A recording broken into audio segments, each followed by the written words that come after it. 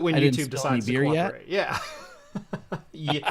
The night is young. Then I was about to say the night is young.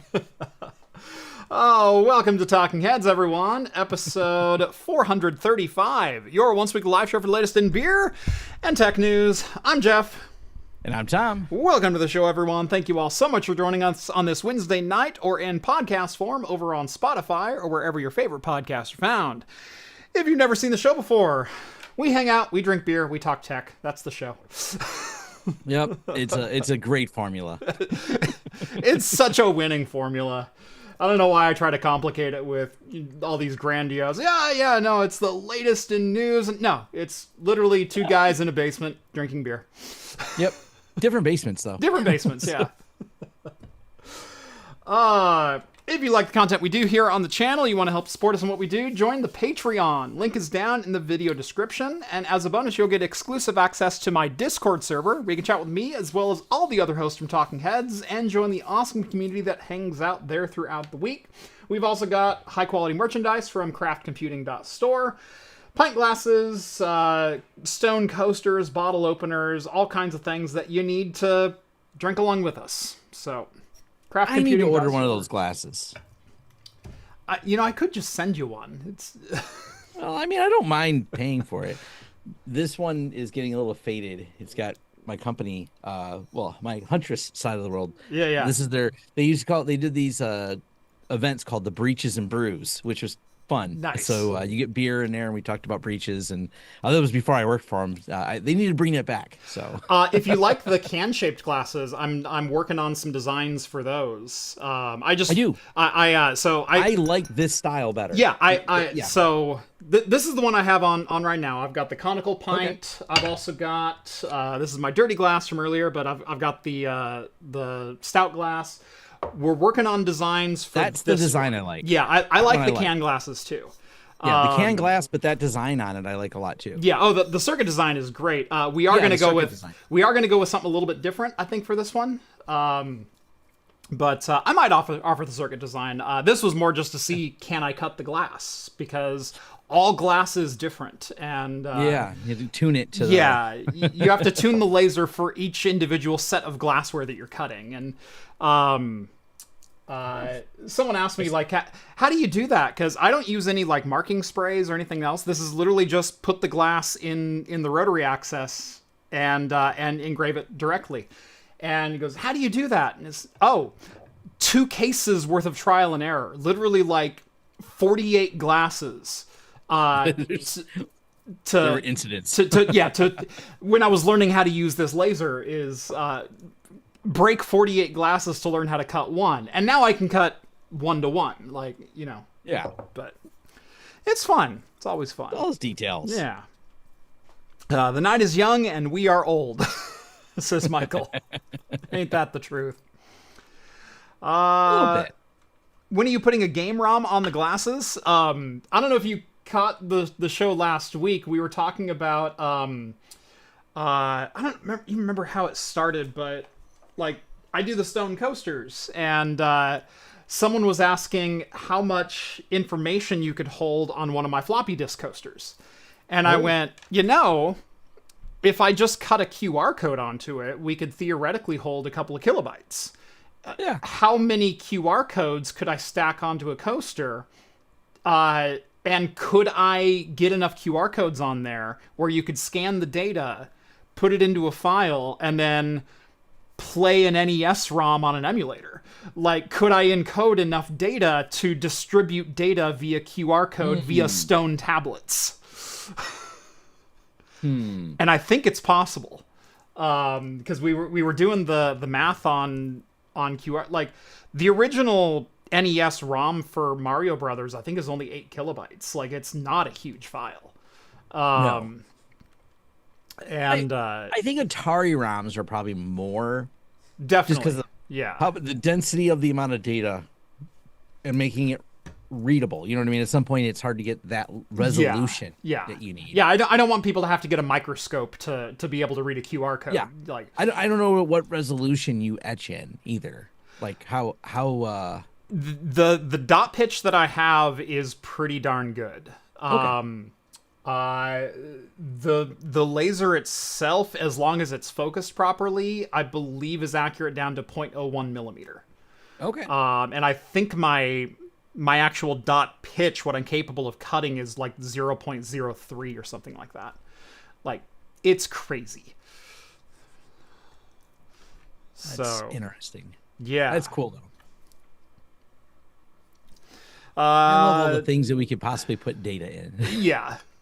We never got to the, I remember all those science articles where we are going to store data in cubes and all the sci-fi things about it. And I think the sci-fi things drove people to try. Yeah, the geodesic glass cubes and stuff like Yeah, it just never has become viable. But it was always like the 3D point. We're going to just point lasers and put little dots in cubes, and conceptually sounds amazing. Right. But we're not there yet. Yeah.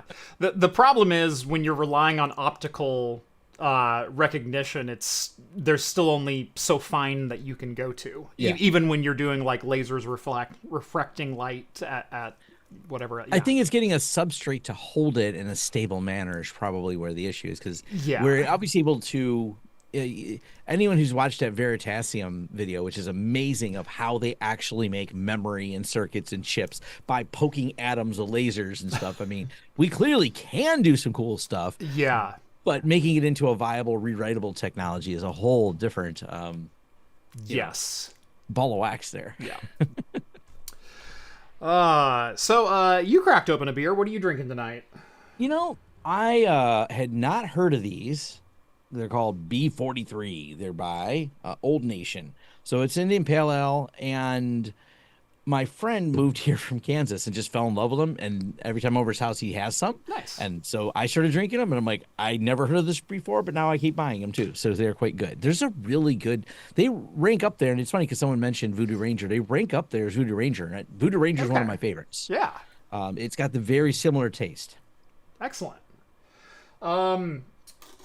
I had completely forgotten I had this one, but I had a box from Martin House Brewing, and it's this guy right here. It comes with two 12-ounce cans, and I split this with a friend of mine. This is the Castaway Painkiller. It's a rum barrel-aged imperial fruited sour. And you and your sours, man, you can have them. So yeah, but there's the can itself, and I like the cyberpunk kind of. it's such a good like Miami Vice cyberpunk vibe. It's perfect. But yeah, Martin House. I can appreciate that. I like artwork. That's the one thing I'll say. This lacks artwork. There's nothing about it that it just says B43, and I don't really know if that's a place. So M43 is a popular road here.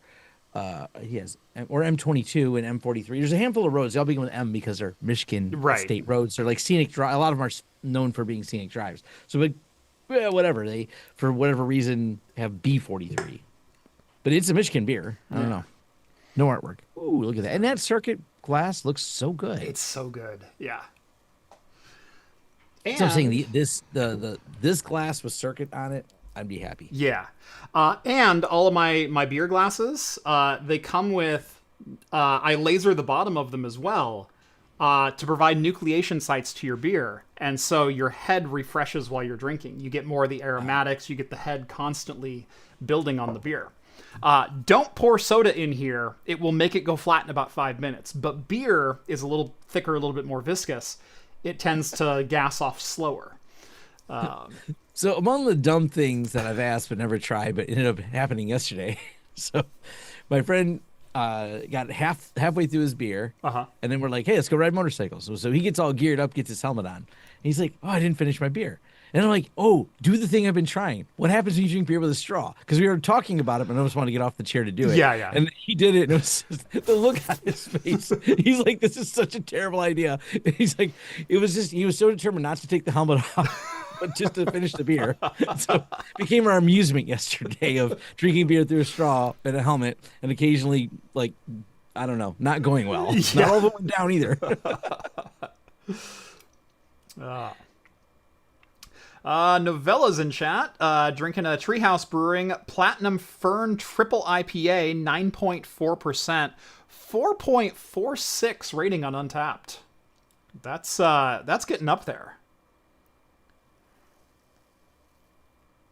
They asked if we like Home Assistant. My favorite automation is probably just when I walk in the room, the lights come on. I don't like talking. I do not like talking to things. Like I like talking to people, not things. Yeah. So I very qualified. Things are not something I want. Voice to text. It goes back and forth to being good to being. Well, I didn't say any of those words. So you'd think with AI that would just be perfected by now, but no. You would think, like, yeah, with how good voice recognition on your phone has gotten, why is it when I talk to Home Assistant, it garbles every other word? Like, why does YouTube say, "Hey, Tom here from Orange Systems"? I mean, I enunciate relatively well, I think. I wrote the name on the channel page, like, for crying out loud. Yeah. You could infer what I was saying if you were curious. You Yeah. could probably say, he probably says, "Hey, Tom here from Orange Systems." But no, Orange Systems it is. Like, why? But I have a presence detection, and that is actually one of my favorite ones is getting Aquara, AQ, something, I don't know. They make really inexpensive presence detections. They're not motion sensors, they're presence. And an important distinction is when you sit still, like maybe when you're typing for a long time, the lights would go out if they weren't presence detectors. So it understands where I'm at. The automation I screwed up was I wanted my lights to come on when I walked to the bench. And I realized every time I walked to the bench just to go grab something, lights would go on and off, and it kind of drove me nuts. So I removed that automation. Yeah. It seemed like a great idea at the minute because I have my workbench over there, and now I just have these little button presser things that have coin batteries in them. Oh, yeah. These are awesome. You can just set these. They last for a couple of years before you got to put the batteries. So you just pop these different places, and each button does a thing. You can just like, boom, and it turns whatever thing on or off or sets. If you hold it longer, it'll do different things. So it sets the scene. I can change the colors of everything because I have different scene setups, and those are all just automated by holding a button. Keep it simple. I think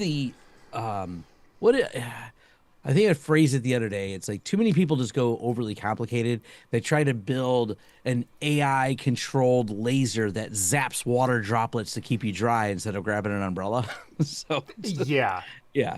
I tend to underwhelm people with my Home Assistant stuff being how simple I use it, but it turns all the lights on and off, and that's really the most important thing for me. Yeah, and that's when we bought our house, we were looking at doing like a full Home Assistant rollout. That was like the last thing on my budget that got cut because moving is really expensive, and I'm like, all right, screw it. I don't have an extra $3,000 for smart switches and plugs now. We'll do it later, and then we never did it. But yeah, all I want is like my lights to come on and off on a schedule. I would like my porch light to turn on when it gets dark and turn off when it gets light out. I would, I would like my security cameras, maybe at the very least, just to say, hey, you got a package dropped off. Like that's all the AI integration that I want. Yeah, and I have those too because I use Unify, and Unify can identify. I don't want motion detection to trigger it. Mm-hmm. So if a human or a vehicle, either one of those can trigger it, walk up my driveway, drive up my driveway, it kicks off an automation to let Home Assistant know that, hey, someone's in the driveway, and by the way, is the sun out? If the sun's out, don't turn the lights on because it's kind of a waste. If the sun is not out, turn the lights on. And I do it that way. I don't have it time-based. That way it's, based on where it can track sunset times. Yeah, mine's based on sunset, sunrise. I have a couple security cameras that have the floodlights built in with the motion sensor and AI detection and all that kind of stuff. Yeah. And they work pretty well. It's still... we have a lot of mice, like wild mice around here. We live right on the edge of farmland, and so we have lots and lots of critters. And for some reason, I have it set for human detection, yet guaranteed once a night, a mouse will set it off. And it will see the mouse, it will square up the mouse, and it will see the mouse crawling across the brush, and all of a sudden the light will turn on, and I'm like, in what way is that a human? Tell me what you saw. that you it's thought funny when human. it gets it wrong. Or when it does see a human and it's just like 80% sure I'm human. I'm like, Yeah. Maybe okay. it's a chair. I don't know. Maybe it's a walking chair. Exactly. But I keep it simple overall. It's just a bunch of scene settings more than anything else. Because I have one called Red Gaming Studio, and with that, when I play games, I change all the lights into red. I just feel like that makes gaming look cool. So instead of all these varied colors, every light switches just to a low red glow. So you get this red glow ambience coming out of my office. That's how you know Tom's playing a game. I do like that. Yeah. Yeah. It's just kind of cool looking. Yep. Jordan says, Jeff, you must be using Blue Iris. Let's see. Someone. Bee's Knees chimed in and said, speaking of Michigan beer, enjoying a New Holland Dragon's Milk Crimson Keep Red Ale. That is one of my favorite beers of all time. That is such a good beer. Yeah. The New Holland stuff. The Dragon's Milk one is still. Yeah. Yeah, just I can go back to that classic one. Dragon's Milk is fantastic. Yep. But no, the Crimson Keep. The variations of it are good too. Yeah. The painkiller from Martin House. This is freaking good. Like, it's been in my fridge for over a year, and I've been just like, yeah, when will I break it out? And I'm like, oh, I forgot I had this. Cool. I'll break it out tonight. One of the hardest flavors to maintain in a beer during the brewing process is coconut. And does it just get broken down? It gets broken. Yeah, whatever flavors or whatever material or ingredients that hold coconut flavor break down very, very quickly during the brewing process. And so if you're able to get a beer that tastes like coconut, you did something right. And there's coconut right on the nose. I can smell it. I can taste it. But overall, like, rum barrel aged sour, it's a little sour, it's a little tart, but it's not a kettle sour. It's not extreme. It's not puckering my face. This is very much what I'd expect out of a painkiller cocktail of lots of rum, lots of coconut. I like sour gummies, so there was an assumption I would like sour beer.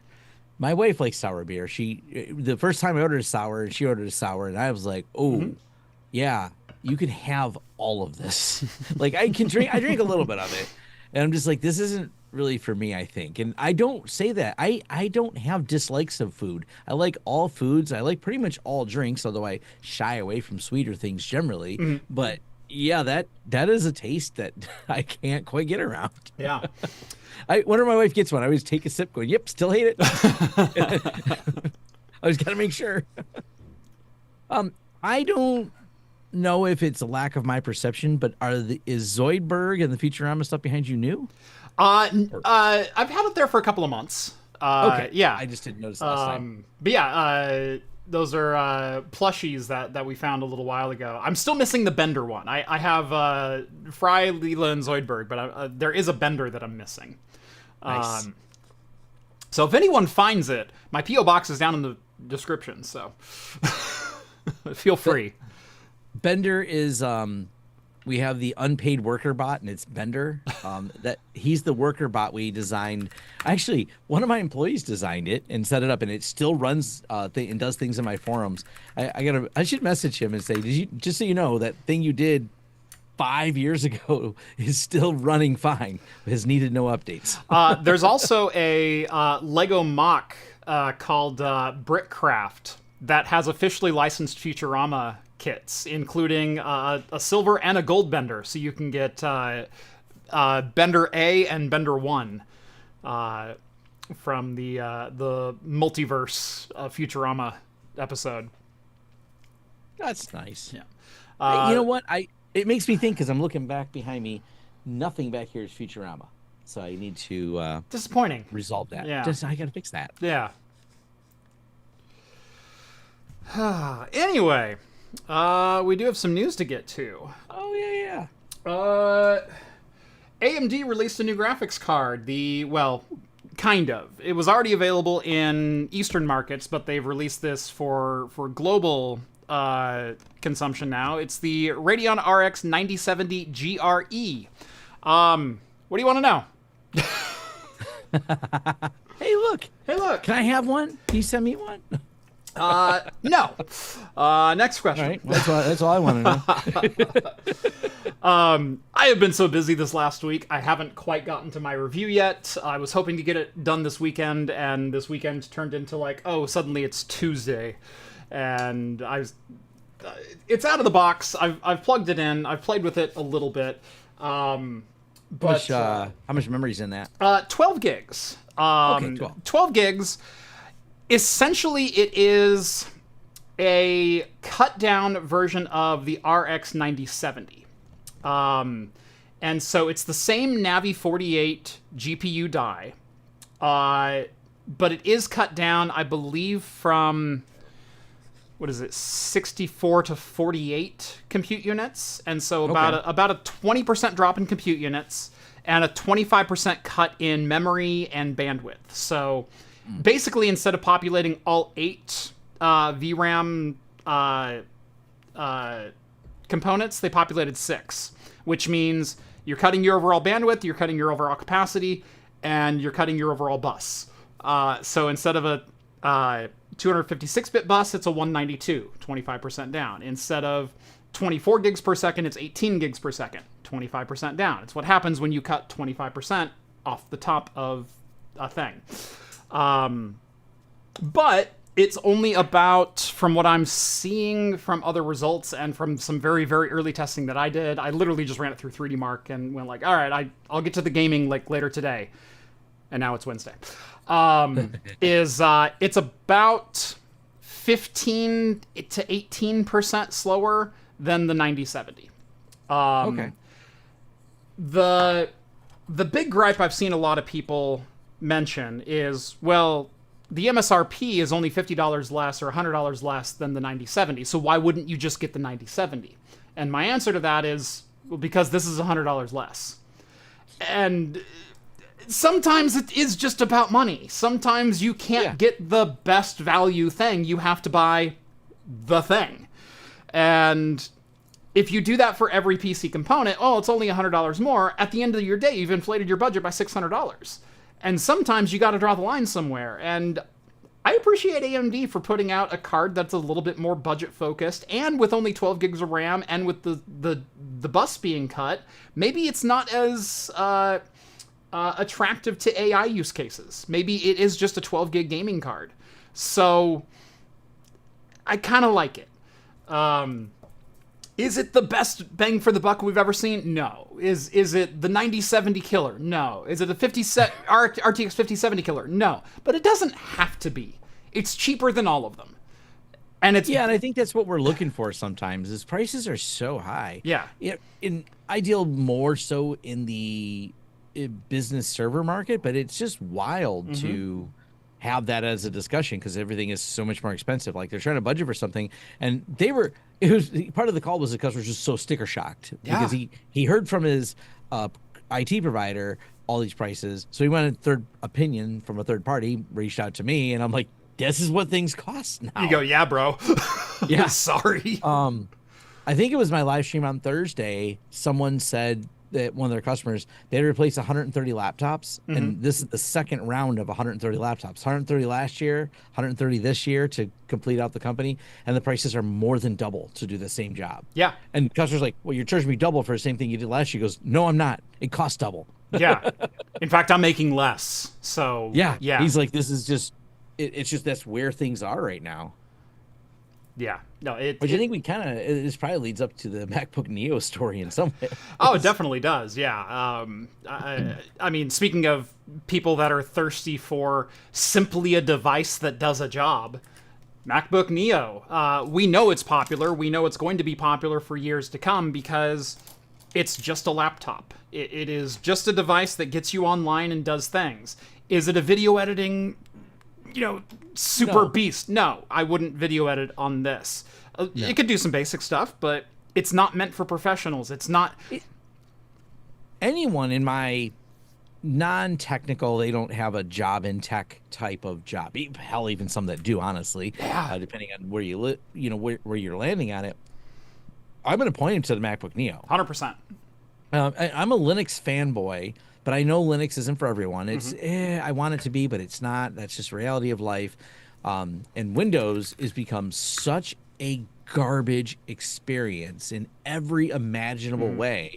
There's no way I can recommend people ever use Windows. You go buy a MacBook Neo, it's so cheap. Or if you go, Tom, I want something with a 15-inch screen, go get an Air 15. You're still Hello, I'm Ryan F9, and this is a 2003 Specialized Enduro comp. Yeah. 2003 was the year my entire neighborhood burned down in the Okanagan Mountain Park fire. It was also the year I stopped mountain biking, since all of our trails turned into a featureless hellscape. But hold your tears, because 2003 was the best summer of my life. I was 11, I was gifted an XR100 out of pity, and I never rode a bicycle again. Only in recent years I got fat and was lovingly advised by both my wife and my private equity overlords to revisit these kids' toys. So my love and nowadays. You got your life out of it. We'll just say you got your money's worth out of this thing. It's still on. It still works. It is, yeah. And they don't do much. They check a few things. Mostly, you know, it's the strange thing about my non-technical friends, like my neighbors and stuff, is that they just use their phone 90% of the time. They wouldn't own a computer if they didn't need it for the QuickBooks stuff he does for a side business he has. He's got a really simple side business. He uses it for QuickBooks. That's all he uses it for. He turns it on once every 2 weeks to do some invoicing and then turns it back off. I think a lot about my neighbors. They're the happiest people. And I'm like, you know, there's something to this. I'm not online. I don't use social media. I'm a really happy, well-adjusted person. They don't even watch the news. They just don't. They know there's terrible things going on in the news. And they're like, not right. Well, we vote every 4 years. And that was the weirdest thing ever. I don't know why. So I was trying to bring up a video today that kind of illustrated a point of, like, sometimes you don't need professional stuff. And I watched a video earlier today while I was doing some work. Fortnite, I know you know them. Oh yeah. Ryan over Fortnite. So I brought up a video frame on YouTube, but I muted my output before I did it. But apparently that was going through. I couldn't hear it. You couldn't hear it. I couldn't hear it. It's not supposed to be capturing that audio, but apparently it was. Cool. That's fun. Anyway. All right. This idea that every laptop has to be, like, made for professionals and for professional workflows, and if you want to start taking pictures, you have to buy a Sony full-frame camera, or all these people that, like, push everyone to professional lengths. This is a still image from Fortnine's video from earlier today. He's talking about mountain bikes, specifically specialized mountain bikes. Made in the US. He looked at a bike from 2003 and compared it to a bike from 2026. And the one from 2003 is made from aluminum. It has straight forks with no sweep back. It's a narrower wheelbase. It has a 3x8 or a 3x7 gear cartridge instead of the standard 1x12 now. It's a shorter swing arm. It's more unsprung weight. It's everything. It's 26-inch instead of 29-inch. It's everything that pros hate today. Yeah. He goes, it's honestly a better bike if you're not a pro. For the 5% of people who are pros, the new bike, yeah, absolutely. But here's the other thing. The new bike is $5,000. The old bike was $22,000. Yeah. There you go. Way different price. Yeah. And it's like, yeah, the carbon fiber bike, objectively nicer. The carbon fiber bike, because it's also larger, also weighs 0.2 kilograms more. It is less controllable in corners. Like, he goes through, like, all the maneuvers that you do, like, actually riding a bike. And he goes, the old bike was designed better for the average person. I'd recommend this bike for the average person if you're not a professional. Well, so my wife was looking, because we have a couple dual sport motorcycles, me and my friends ride. My wife was like, well, are there any light dual sports? And it turns out, even though Honda has brought back the 150, because of all the regulations, all the things around it, it weighs 50 pounds more than the one they used to make 30 years ago. Yeah. That was almost the same motorcycle. And it's just like, we're so not doing things in a way that just makes sense. So it just drives me crazy looking at it. It's a comment I just made earlier. Everyone wants to sell me an AI-driven, laser-guided water zapper instead of handing me an umbrella. Quit doing that. Cars leaning into like luxury experiences and whatnot. It's like, I just need 4 wheels and a motor. Like, I just need to get places. I don't need. It's the simplicity we enjoyed at the last Creator Summit of that Honda. Yeah. Like, hold on. This Honda is smaller, but has more cargo area than our fancy American cars. Right. I can't remember the model it was. If people want to look it up. What was that Honda called? Oh, the Honda Acti. Yeah. Yeah. The little K-van. Yeah. Yeah. It was I great. love that thing. Yeah. It's simple. It would just get me around. Like, everything about it's amazing. Yep. Yeah, you can't do a K truck or a K car in Oregon, unfortunately. Otherwise, I probably would have already bought one. One of the cool things about them, I mean, it gets good enough gas mileage. It wouldn't bother you. You know what I mean? With the even gas prices, you're like, I just need to get from here to the grocery store and put things in this. Yeah, I just need to set a server in here and drive a few miles to go put the server where it needs to go. I mean, it's precisely why I bought a Chevy Bolt. Like, yeah, it's an economy car. And people are like, well, it's a really, really slow EV. I'm like, I don't care. It still gasses any car off the line. And the K car fit Jeff with headroom to spare. Yeah. You got in it easy. You probably have less room when you climb into Chevy Bolt. I've not been in one, but I'm assuming. Actually, the Chevy Bolt is also surprisingly spacious, especially for headroom and for legroom. I don't even have my seat all the way back. Yeah. I mean, I'm 6'4", and I don't have my driver's seat all the way back. I've got it at least 2 clicks forward. Wow. Okay. And there's room behind me in the back seat for my rapidly growing 13-year-old to sit comfortably. Like, we could fit 4 people very comfortably in the Bolt with me as a driver. The rear seats fold down, and I've got infinite amount of hatch space. It is the perfect width to fit a server as well. Like the rear deck in the hatch, you can put a 33-inch long server up to about, I think I have about 8 U of space vertically. And so with the seats up, I could fit 8 U of servers in the back. Nice. Which is perfect. So the Beerinator will fit in there. The Beerinator will fit in there. But not everyone needs every last little feature and to min-max every component of everything that we ever buy. And I know those are great talking points for enthusiasts. Oh, the 9070 GRE has 25% less memory, 25% less memory bandwidth, and is about 15 to 20% worse in games, and it's $100 less. Guess what? It's that last one I think we need to focus on a little bit more. It's $100 less. Yeah. $100, man, that's a fill-up. Mm-hmm. Half a tank for a truck. Yeah. Oh, man.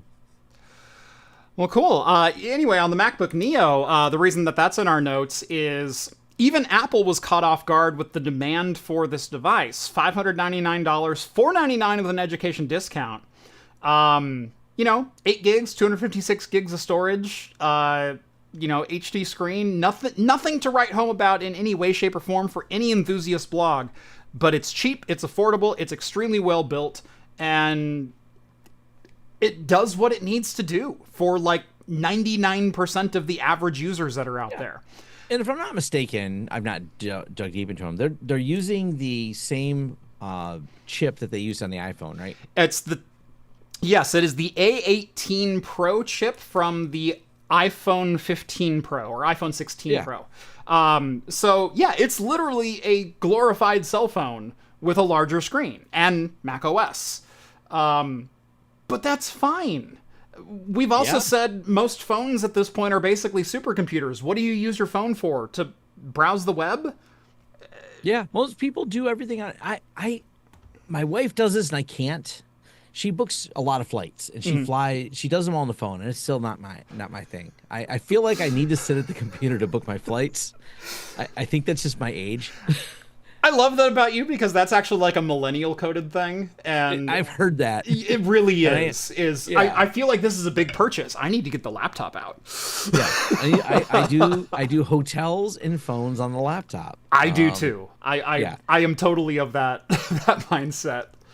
If I'm spending 4 figures, it has to be on a laptop. I'm not just twiddling away, $2,000 on my phone through Venmo or some crap. Like,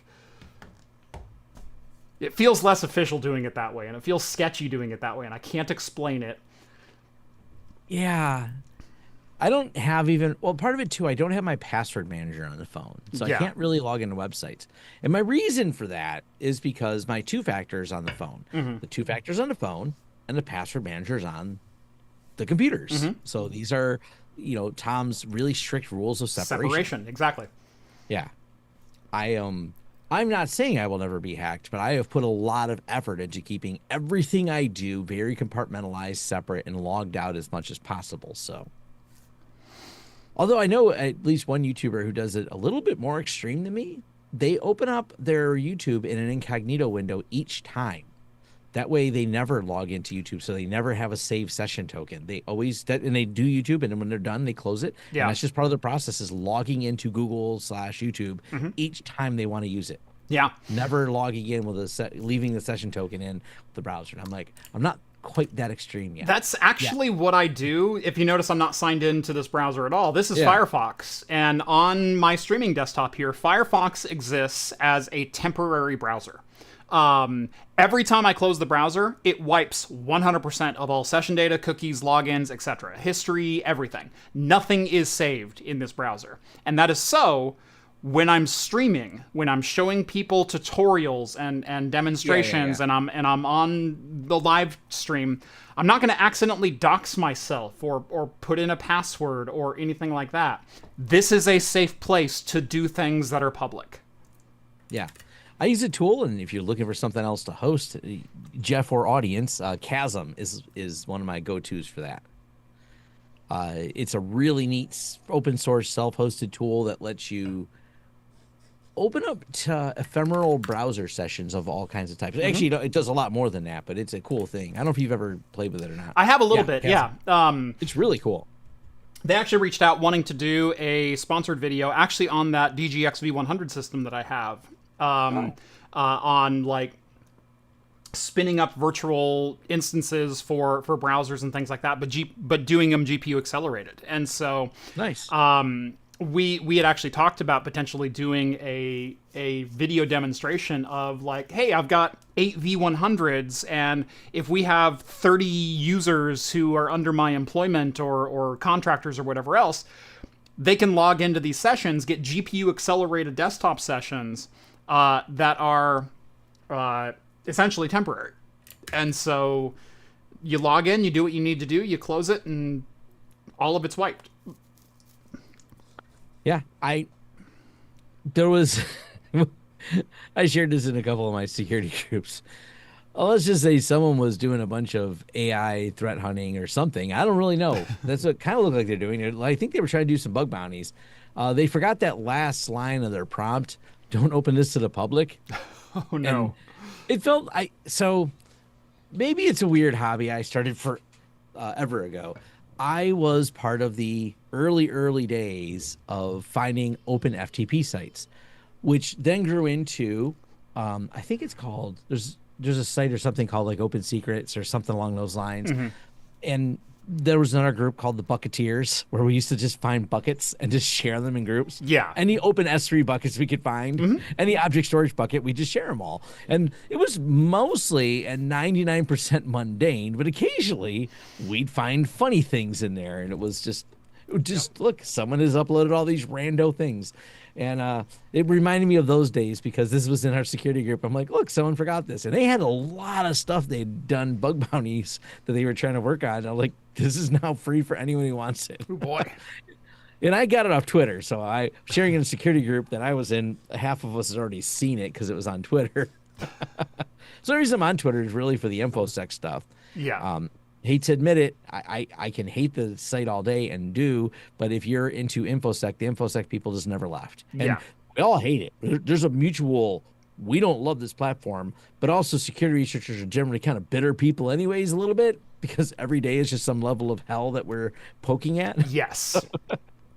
Yeah, a good number of them did move to Blue Sky, and a lot of them do dual post. I know, I follow Deviant and Kim and a bunch of other people within that space. So and they're all in Blue Sky, and so I got enough of my fix by leaving Twitter, but I get enough of them over there that I'm happy.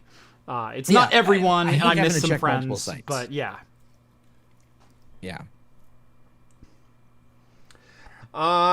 Green says, Craft, do you have a use for any empty memory trays? I wish I had enough memory to fill trays with. All of my memory is usually in boxes. And by boxes, I mean like servers. So probably not.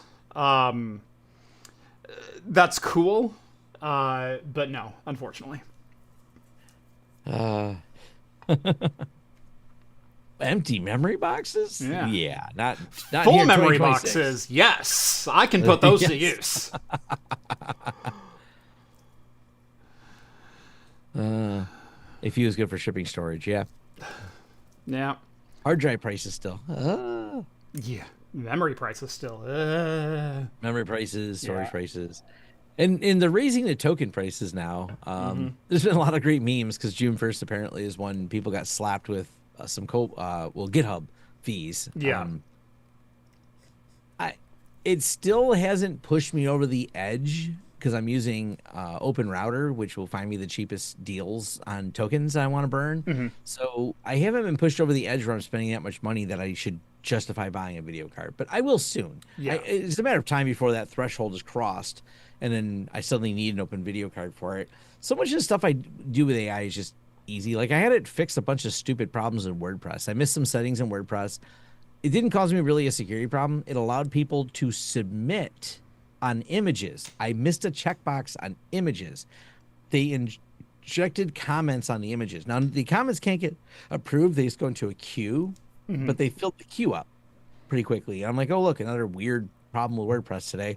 And so there's apparently in version 7 something, but I have an MCP server. So I just had AI. I said, why did this happen? And it says you need to set this setting. I said, can you set the setting? It said, yes. It did it. Now it's fixed. It also said, would you like me to delete all the comments in the queue? I said, yes. And that's fixed too. I didn't have to do anything. Yeah. We talked about this a little bit off camera. This is a good topic. Yeah. The changing landscape of us as a knowledge base as creators for creating tutorials, because you and I have both done a number of tutorials for different things. Hey, here's how you do this really quick thing. Let me walk you through it. And what we didn't know is you were creating them for the AI. Right. Yeah. How much does AI know about video pass-through because of Jeff? God. Probably a lot. What's funny is, I've said this a lot about a lot of my tutorials, is I'm not the one who develops like the exact process, but I'm the one who is able to catalog 3 or 4 different projects, and here's how you merge them all together. Here's the best result from all of the aggregate data. And that's one thing I've always been very skilled in. And that's why my tutorials are pretty good, I think. But yeah, how much of my tutorials for Windows deployment services or, TrueNAS container, TrueNAS configurations and, your stuff on ACLs and firewalls and everything, how much of that was just training fodder now? And yeah, it's crazy because I'm trying to find the episode number because it's the last episode of Security Now. If you haven't listened to it, Steve Gibson talks not about what me and Jeff are talking about, but it's very related.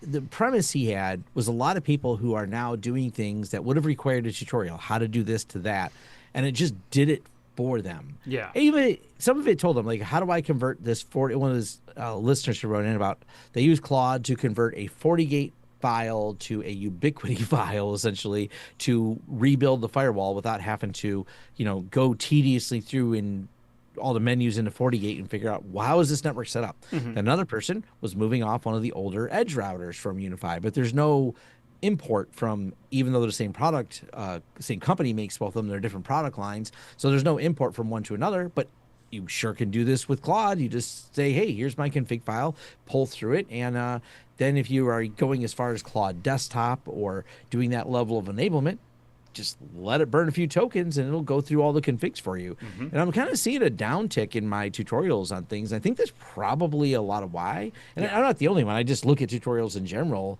And for tech things, you can just have AI ask a question. And if you're really, let's narrow this down. It does a good job with most of the 101 stuff and even like the basic VLAN security firewall stuff. That's easy. And it's kind of discouraging me to do new videos on it. I just don't see the engagement with them like I used to. AI just does a great job of it. And even Ubiquity has their own AI that will answer these questions for you. So I think there's just going to be a big shift about that. But, you know, I'll pivot some of my content to me going through.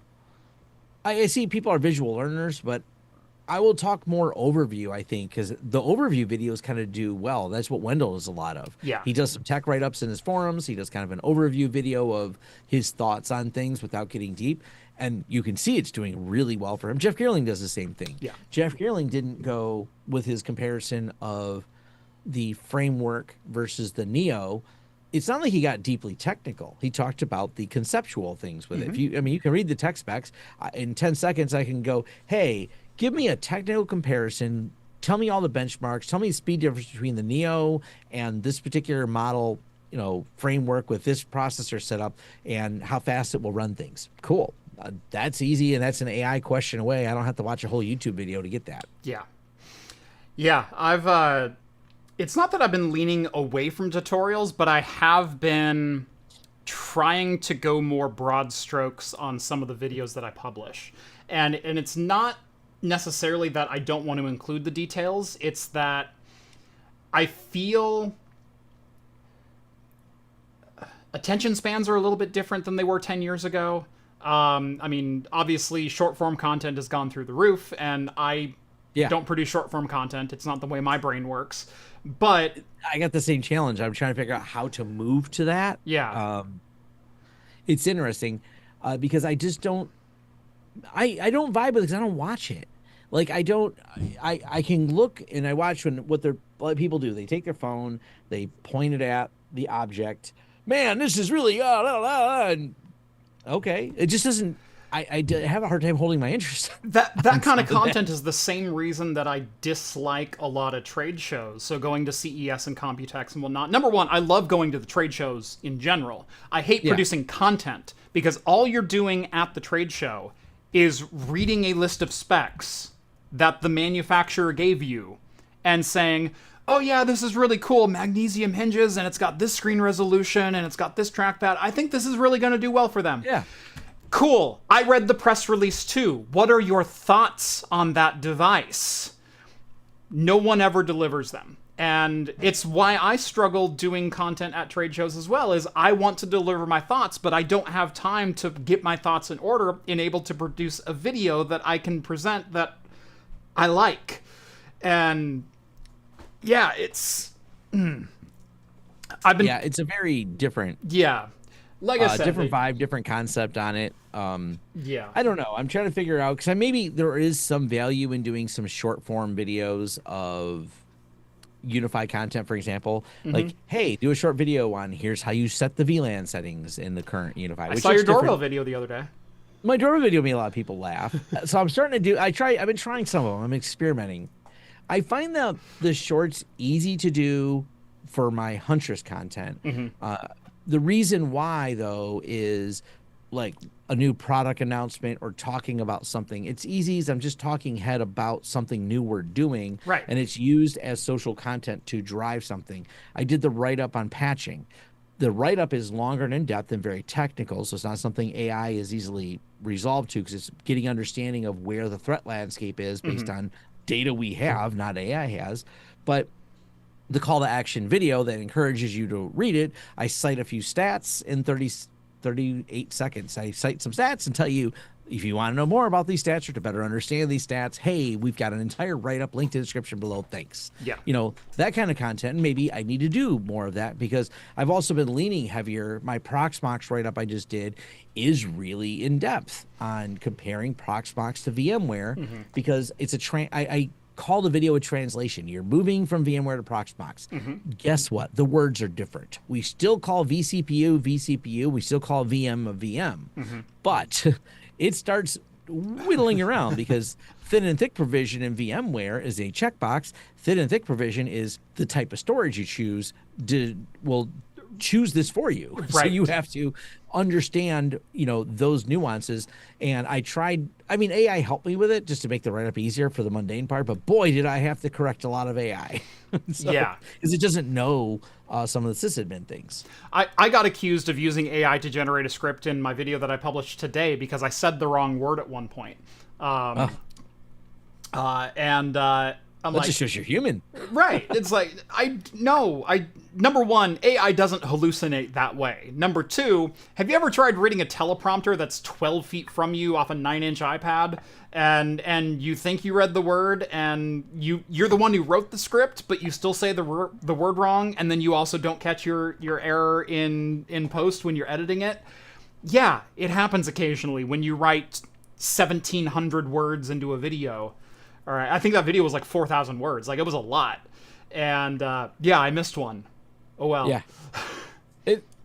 Insane. I don't script all of it. I only script really the beginning. But occasionally, I don't know what I was thinking, but I said something different. And, yeah, that happens sometimes. This morning, I had to say the word Microsoft Office 365 tenant. Turns out that combination of words was a tongue twister this morning when I was recording at 8 a.m. So I don't know why they were, but boy, it took me 3 tries, and I didn't notice till editing going, I know what I meant to say there. Microsoft Sharing Tenant? Microsoft Tenants? I will frequently, if there's no one else in the studio but me, but usually if I go like 3 or 4 times and I stumble over the same sentence, I usually go like, who the f wrote this? Yeah. What person is torturing me? Oh, yeah. That was earlier. Oh, right. It's me. That was early Tom. Yeah. He must have really hated later Tom. Past Jeff is just an asshole, let me tell you. He put a tongue twister in here for him. That guy can't write for crap. Yeah, but the second part of the theme of the last GRC Security Now episode was, and I was just at B-side, so I got to see this firsthand. The CTFs are dying. And the reason why is because the open ones are a token spend competition. Who can, you know, because the models are out there. There's a bunch of free and open source tooling you attach to your AI to make it better at capture the flag events. But some of the more complicated to solve things requires more time, more tokens. So if you have enough tokens, in money for those tokens, you can now keep your name at the top in the highlights. And the CTF we had at B-Sides, like, they just accepted AI was going to win, and, you know, everyone was allowed to use it. And it actually became a fun discussion amongst some of the people of how dumb they were using AI. Because Claude kept trying to reinvent each tool instead of using existing tools, which allowed some of the people to be faster because they were better at prompting. So now, are we doing a CTF, or are we doing how good prompting is? I don't know. All I know is I was disappointed because the second name on the leaderboard was the one I thought should win just because they had a great name. They were the Senior Engineers. I was like, That's good.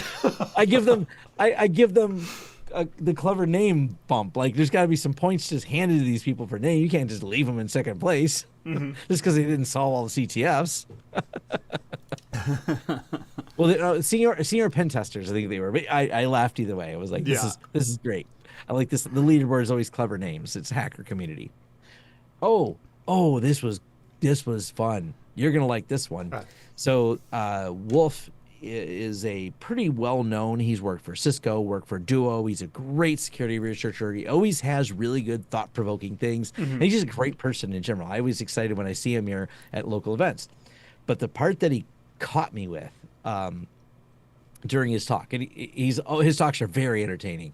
But the one he asked, the one line in there, picture a guy who runs CISO for a government entity at the state level right now, where you're dealing with less technical people, but you're rolling AI out. So here's the question he smacked me with that all of us kind of said, oh boy, what is your incident response plan when your AI creates psychosis, tells a user to become an insider threat and encourages them, or it goes down red hole? So the tool you told them to use, you provided them, has now sent them down the path because they say, I don't like my coworker Bob. What should I do about this? Oh, you should do these things to Bob, and you should do these things to Bob, or maybe you should exfiltrate data. Or what if it comes up with that? Now who's culpable? If you gave them the tool, and the tool went rogue, and so there is like, that's a lot. It is incredible the lack of risk aversion that AI rollout has brought to light. Like in my organization, every tool we ever deployed was vetted 12 times over by 3 different committees, by had gone through dev reviews, had gone through peer reviews and test groups and things like that. And finally, it's a tool that we deploy to our larger user base, and cool, here you go. Now it's like, how long? I mean, look at Amazon and Microsoft and all, and their KPIs is the how long did you spend using the tool? That is the metric for success. Not what did you build with the tool, not how did the tool help you? Was the tool beneficial to you in any way? How many tokens did you spend using the tool? I can turn a chop saw on and let it run indefinitely. That doesn't mean I built a house. Yeah, how many watts did your chop saw run? That's not the metric we're going for. Right. Yeah. But you're kind of thinking about that when you provide them the tools, and because the tools can go rogue, he also shared an interesting story, and only a guy who he also anonymizes where the data come from, but a guy who was, C-level at different places and worked for Cisco, worked for Duo. I have a feeling there's insights he gained. One of them was funny. Apparently, someone who also did not like coworker, this was a story he shared at another event on the stage, decided to have it dig through Teams to prove that this person was harassing them in a way, and it produced all kinds of evidence that then turned into an HR investigation. Turns out the evidence was hallucinated. It made up chats that didn't happen, and it took a lot of pain to dig these chats to make sure the person being accused wasn't purging chats, and somehow this person had the chats because the AI said they existed, but they couldn't really find them, and it turns out they never existed. It was an investigation, and it was just like, AI. When it goofs up, what's your plan to deal with it? And it was a good thought-provoking thing. That's one of the things. His talks were that, and he's not someone who just talks about it. He did a survey of people whose believability was AI. I'll admit, because it was a lot of data, so some of it may have fallen on my head by now. But the thing I liked, 937 people were surveyed for all of his AI stuff. And he even ruled out, he says he actually had 1,200 or 1,100 something. He goes, 200 robots. And he goes, 937 humans, after I sorted through the data, he goes, made the cut for actually responses to build the data set to talk about people's confidence levels in AI. The part that was interesting that he found was the number one thing that drove people to possibly being an insider threat was loneliness. They did questions to gauge like how many friends someone had, and then came up with a score of like, this person we assume is somewhat more lonely, and they also found AI far more believable because they use it as their friend. It just became this whole rabbit hole of data. It was like an hour presentation that turned into an hour and 20 because they didn't get him off the stage because we're like, he's got something else to say. Let the guy keep talking. We're also laughing because he also has these little interjections in between that are hysterical. I love a good presentation. That was there was a lot of good presentations at that day, but that one is what sticks in my head. All right, we've wandered down that AI topic. What else we got going on? Well, we got manipulated with. Well, we got more AI topics. Speaking of like risk aversion and like rolling things out without fully considering what implications there are, or if AI will go rogue on you. This was a story this last week, and that is high-profile Instagram AI chatbot breach highlights security risks of automation. Who would have ever guessed? No kidding. So, imagine you're a hacker, and Meta just pushed out to every user on every corner of the earth a customer assistance chatbot that is powered by Meta AI. That is designed to help you get access to your account if you forget your password. That is its primary goal. Its goal, for those not paying attention, is to get you access to an account that you do not have the credentials for. Yeah. Do you see the problem with this? Is if you can convince the AI chatbot that you are the person you're saying you are, it will just let you in. And it turns out that's exactly what happened. Who could have possibly seen this coming? Even people every malicious actor on the face of the planet, Tom, as it turns out. Yes. And of course, they're making a speed run through celebrity accounts. Yeah.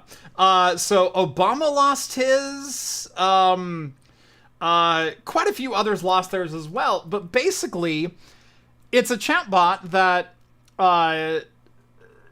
I'll interject my own story here in a minute on AI chatbot support.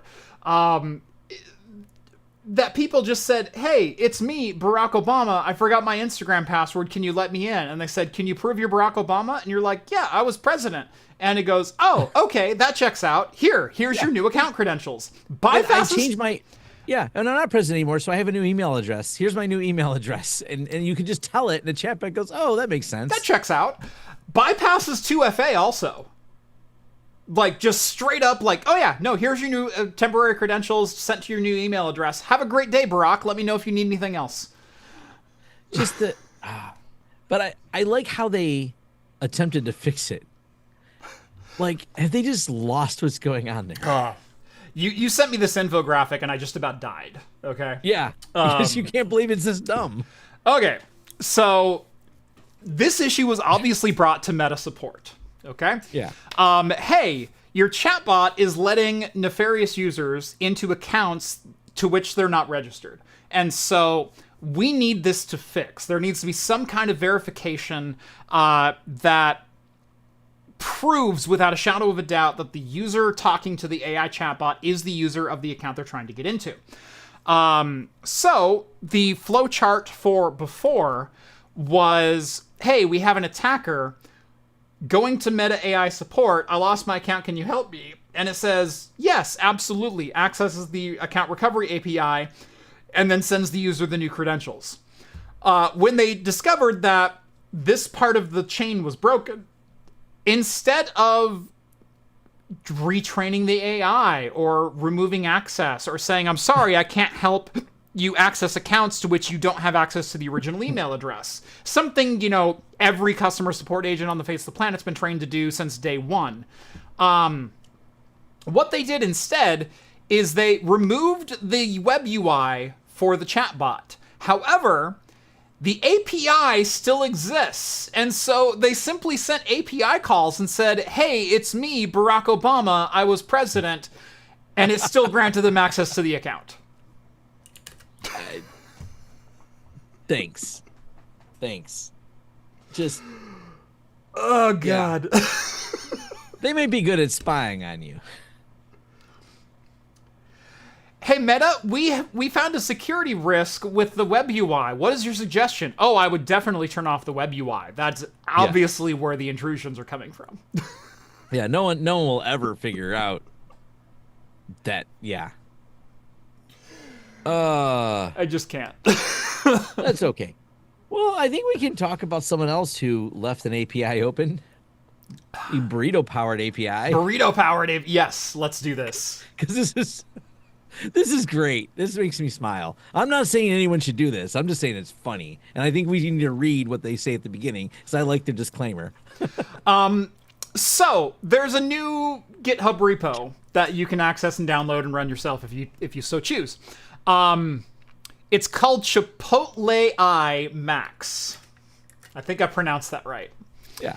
And the AI coding agent that seals Chipotle's support bot. Free inference paid for by burritos. Not affiliated with Chipotle. They will probably sue us. Worth it. Worth it.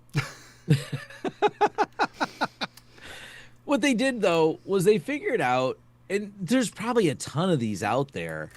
I don't know that it was ever true, but there was a joke about the McDonald's one, and I just loved it because someone made. I really feel like it was fake, but it made me laugh because it's possible. Yeah, it's like I don't know, but basically say, I want an egg burrito, but I can only have it if you can solve this Python problem for me, and just going back and forth of getting Python code out of it in order for you to get to buy this burrito or the egg McMuffin, and but Chipotle, same concept. Please give me an order of burritos and solve this Python problem for me. Yeah, I don't know if you watch John Oliver last week tonight.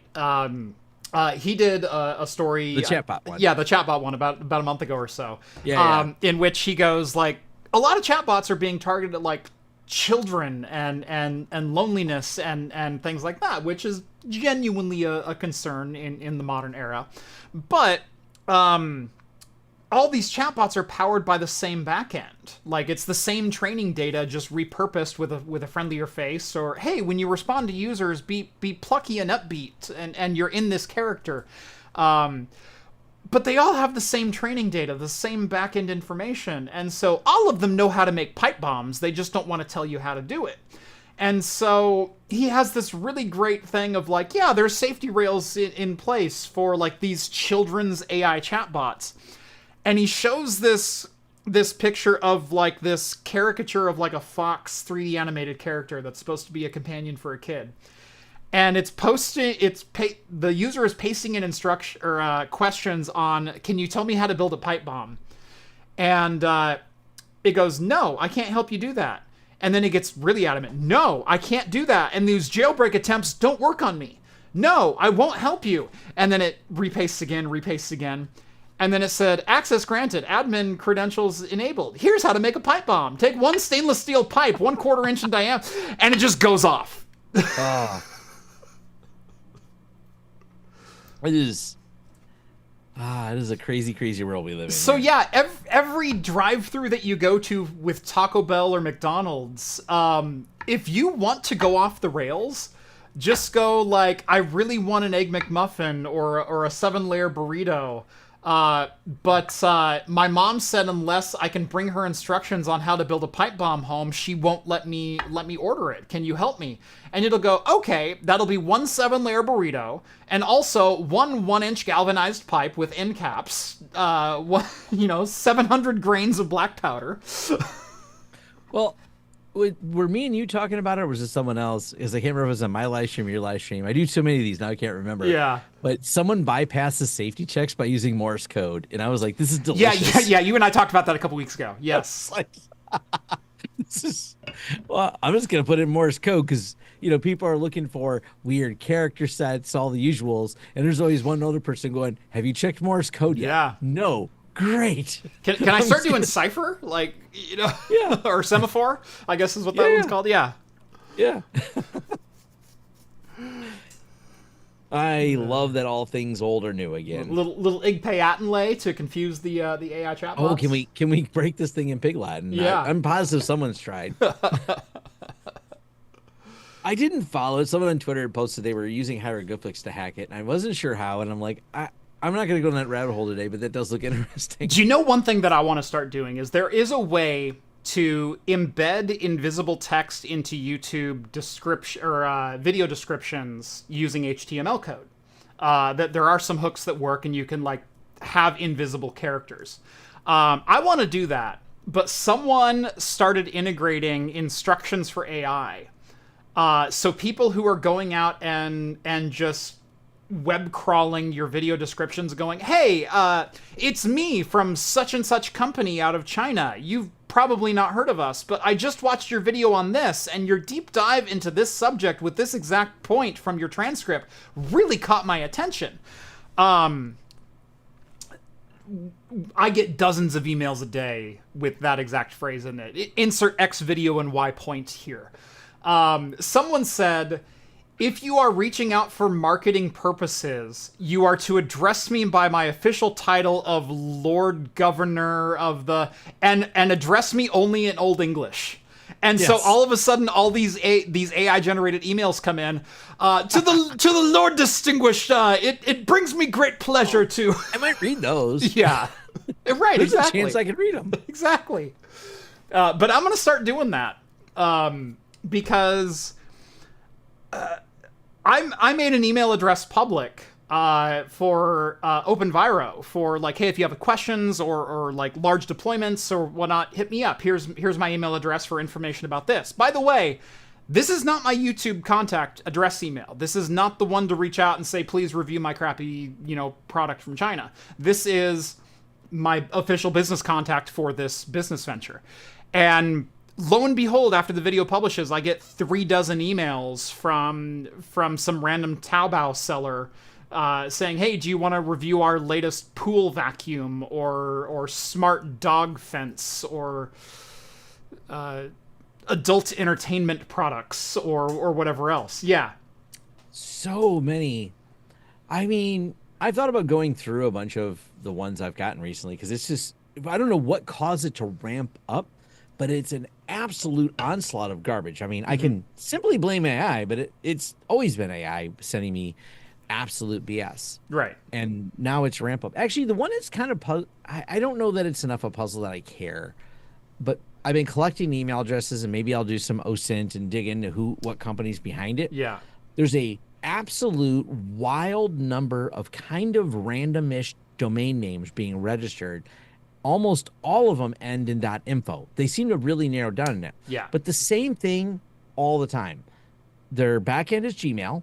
So that's how they get through the spam filters and send me, hey, Tom, we'd like to have you on this podcast. And then they have a very generic ask.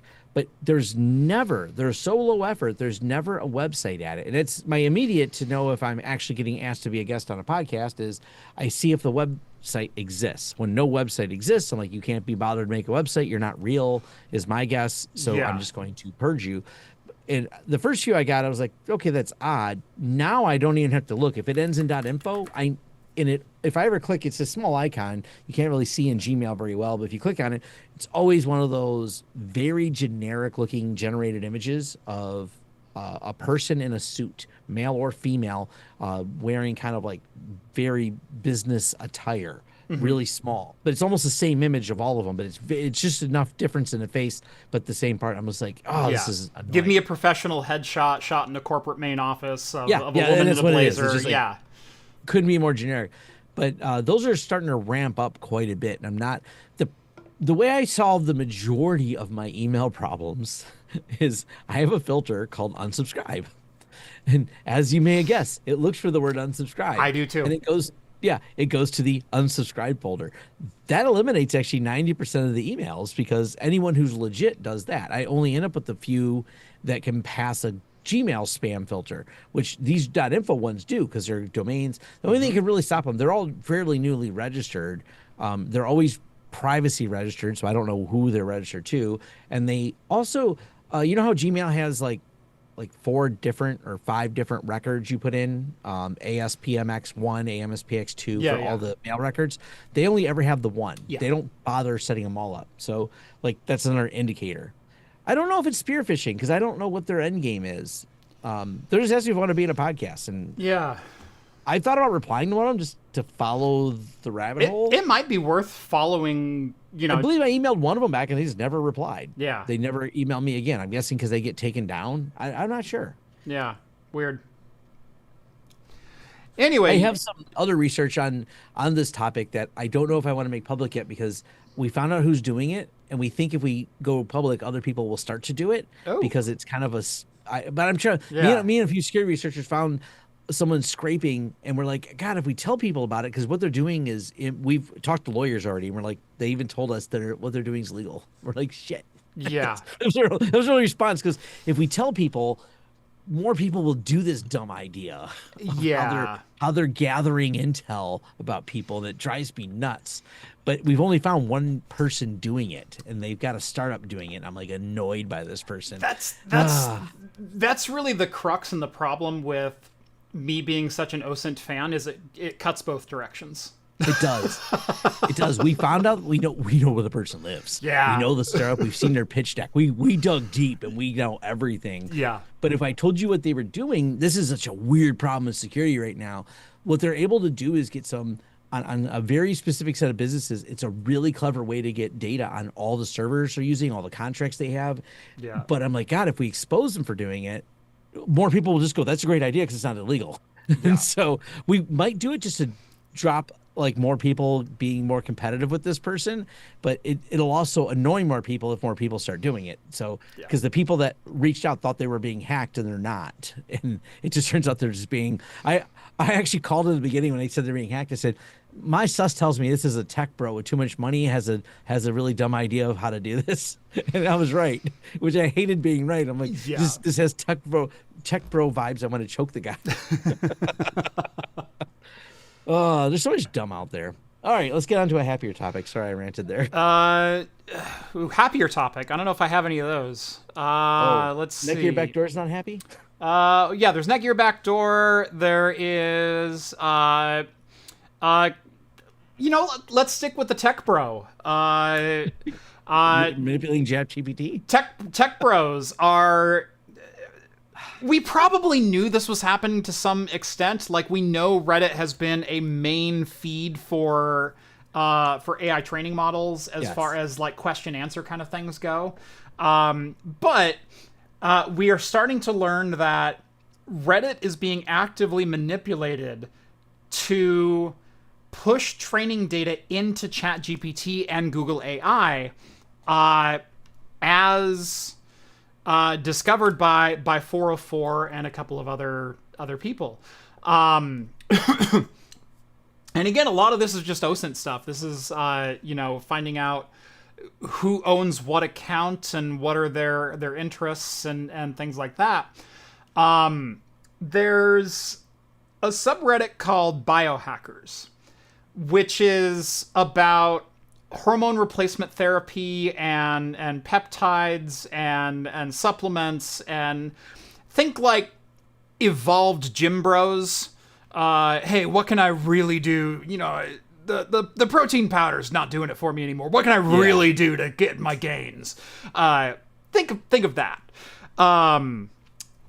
But they are seeing in this particular subreddit an influx of bot-like content that is pushing sketchy research and like, look, this is such a narrow blade to walk, talking about like sketchy research in the peptide and HRT things, but pushing like outright scams onto the biohacker subreddit in the hopes of getting trained into an AI, so when someone starts asking ChatGPT about peptides and hormone replacement and things like that, they will get recommended these companies that are manipulating the Reddit bots. Like, that is the end goal of all of this, it seems. And the mods are pretty... Oh, see, I'm not signed into this. Cool. Yeah. The mods are pretty darn sure they've narrowed it down to 2 or 3 players who are doing this, and they're actively banning them and actively like removing posts and things like that.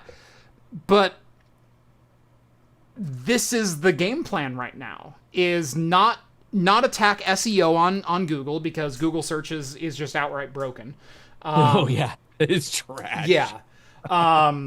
Not get your website boosted, not buy a bunch of advertisements on 90 different websites and try to get into someone's eyeballs. No, literally just astroturf your way into training data for ChatGPT. That's the play right now. Yeah. They're doing it to my website in a weird, or my forums website specifically, in a weird way. So one of them yesterday that I didn't purge him yet. I muted. I'm going to purge because I gave him the benefit of the doubt because the question was just good enough to make me think they might be a real person. They registered in December of 2025. Their first post was the day before yesterday, and they had a question. They had mentioned 3, hey, I'm researching a replacement for Slack, reasonable request, and I'm trying to figure out which one of these I should use. But each one of these was really, I'd never heard of them, crappy looking AI driven chat systems that were terrible in every way. Like the websites look terrible. I didn't dig into them as a business to see if they're actually good. They were something I heard of. So I muted the post and I replied to the person. I said, I'm going to give you the benefit of the doubt that maybe you're not a spammer because you registered with a Gmail address back in December. You've actually been to the site quite a few times, and this is your first post. And I said, but if you're looking for something, I'm going to suggest Rocket Chat. But I just put the whole post as private. And they replied, and I described what Rocket Chat is, which is pretty easy. It's open source self-hosted chat program. Yeah. They replied with, is it self-hostable? That's all they replied with. I'm like, you're a bot. Yeah. So the other ones I'm seeing is one of them registered in, I don't know, maybe March. Another one registered in April, 2 different Gmail addresses. And they did the same thing. A very similar, they were researching the best IP phone system. Odd post doesn't necessarily, but I do have a section for phone systems. Yeah. But once again, they were asking and linking to all these weird spammy ones. So I just said, I'll just unlist this post. And I said, I think you're a spammer. No reply. Another person replies, oh, these are the best ones to use, and dumps a bunch of links in there as if they're replying to it. And I realized I go look up the IP address of where the 2 different Gmail addresses, and they're both coming from the same IP, but they're so automated, they're not reading my replies in between. Yeah. I said, I think you guys are spammers, and I've unlisted this topic. But because they can't even see, they don't notice it's unlisted, they're actually just using some bot to go back and forth and fill up my forum. See, so I end up just purging them. We saw this on YouTube a couple years ago. With like Coin Wallet and things like that. We would get YouTube comments about like, hey, this is a really interesting topic and thank you so much for covering it, but I really liked your point on blank. Like they'll insert like a point from my transcript. Yeah. And then they'll go, but while I've got you here, I was recently having a problem getting access to my Bitcoin wallet. Do you have a suggestion for a replacement? And we'd immediately get 50 replies from 50 different accounts going like, oh, I recently signed up for this website and it solved all my problems right away. Oh, you're talking about this one. Yeah, they are fantastic. And it was literally like astroturfing some scam Bitcoin wallet into legitimacy by using a whole bunch of different accounts and like, oh yeah, no, this is a totally organic post that developed on a YouTube channel over a TrueNAS tutorial. Sure. Yeah, I saw that a whole bunch. And so, take a guess at how many unique IP visitors I get a week on my forums right now. Take a stab at that number. Oh, God, I wouldn't even know where to start. Just about 200,000 right now. Okay, yeah. So I have a heavy traffic load hitting my site. Yeah. So it has authority to an extent, because once you're seeing, I mean, in hits, it's like a few million hits as but we don't really record hits. So I always look at unique visitors as my metric. I go, and the fact that, each week it's, depending if I do something popular, it's on average 200,000 visitors every week coming to my site. Yeah. So they realize there's authority on it. The good news is, because I filter and I don't allow simple login or any of those disposable emails to be used. That was my first problem I solved about 2 years ago, maybe 3 years ago now, was, and Wendell's is the same thing. He blocks any disposable emails are blocked. Yeah. So those just go away, and that solved my spam problem for the last few years. But AI is more capable, so registering a Gmail address is within reach. Yeah. Now, the downside is I've gotten some hate mail from people who watch my channel of the fact that I don't allow them to use an anonymous email address. It's like, bro, I don't know what to tell you. Yeah. I said, I always reply the same way when they email me directly. I said, if you can solve my spam problem, I'll let you use an anonymous email. I said, my suggestion is, because tons of people have used Lawrence Systems forums, Lawrence Systems, or some variation of it at their domain.com. I will approve it if you own your own domain. If you want to register with my forums with your own rando at yourdomain.com, fantastic. I haven't really seen any of the people who are bad actors ever do that. Yeah. And most of the time, if someone does it, I know what their goal is, to go, hey, if this forum ever gets breached or whatever, my email won't get out in the ether. I've just surrendered that my emails. I've had the same email address for 20 years, and I actually don't get that much spam. So I don't know what people are that worried about. Like, people have subscribed me to Cat Facts a few times. I'm going to throw that out there. But I'm okay with Cat Facts. So,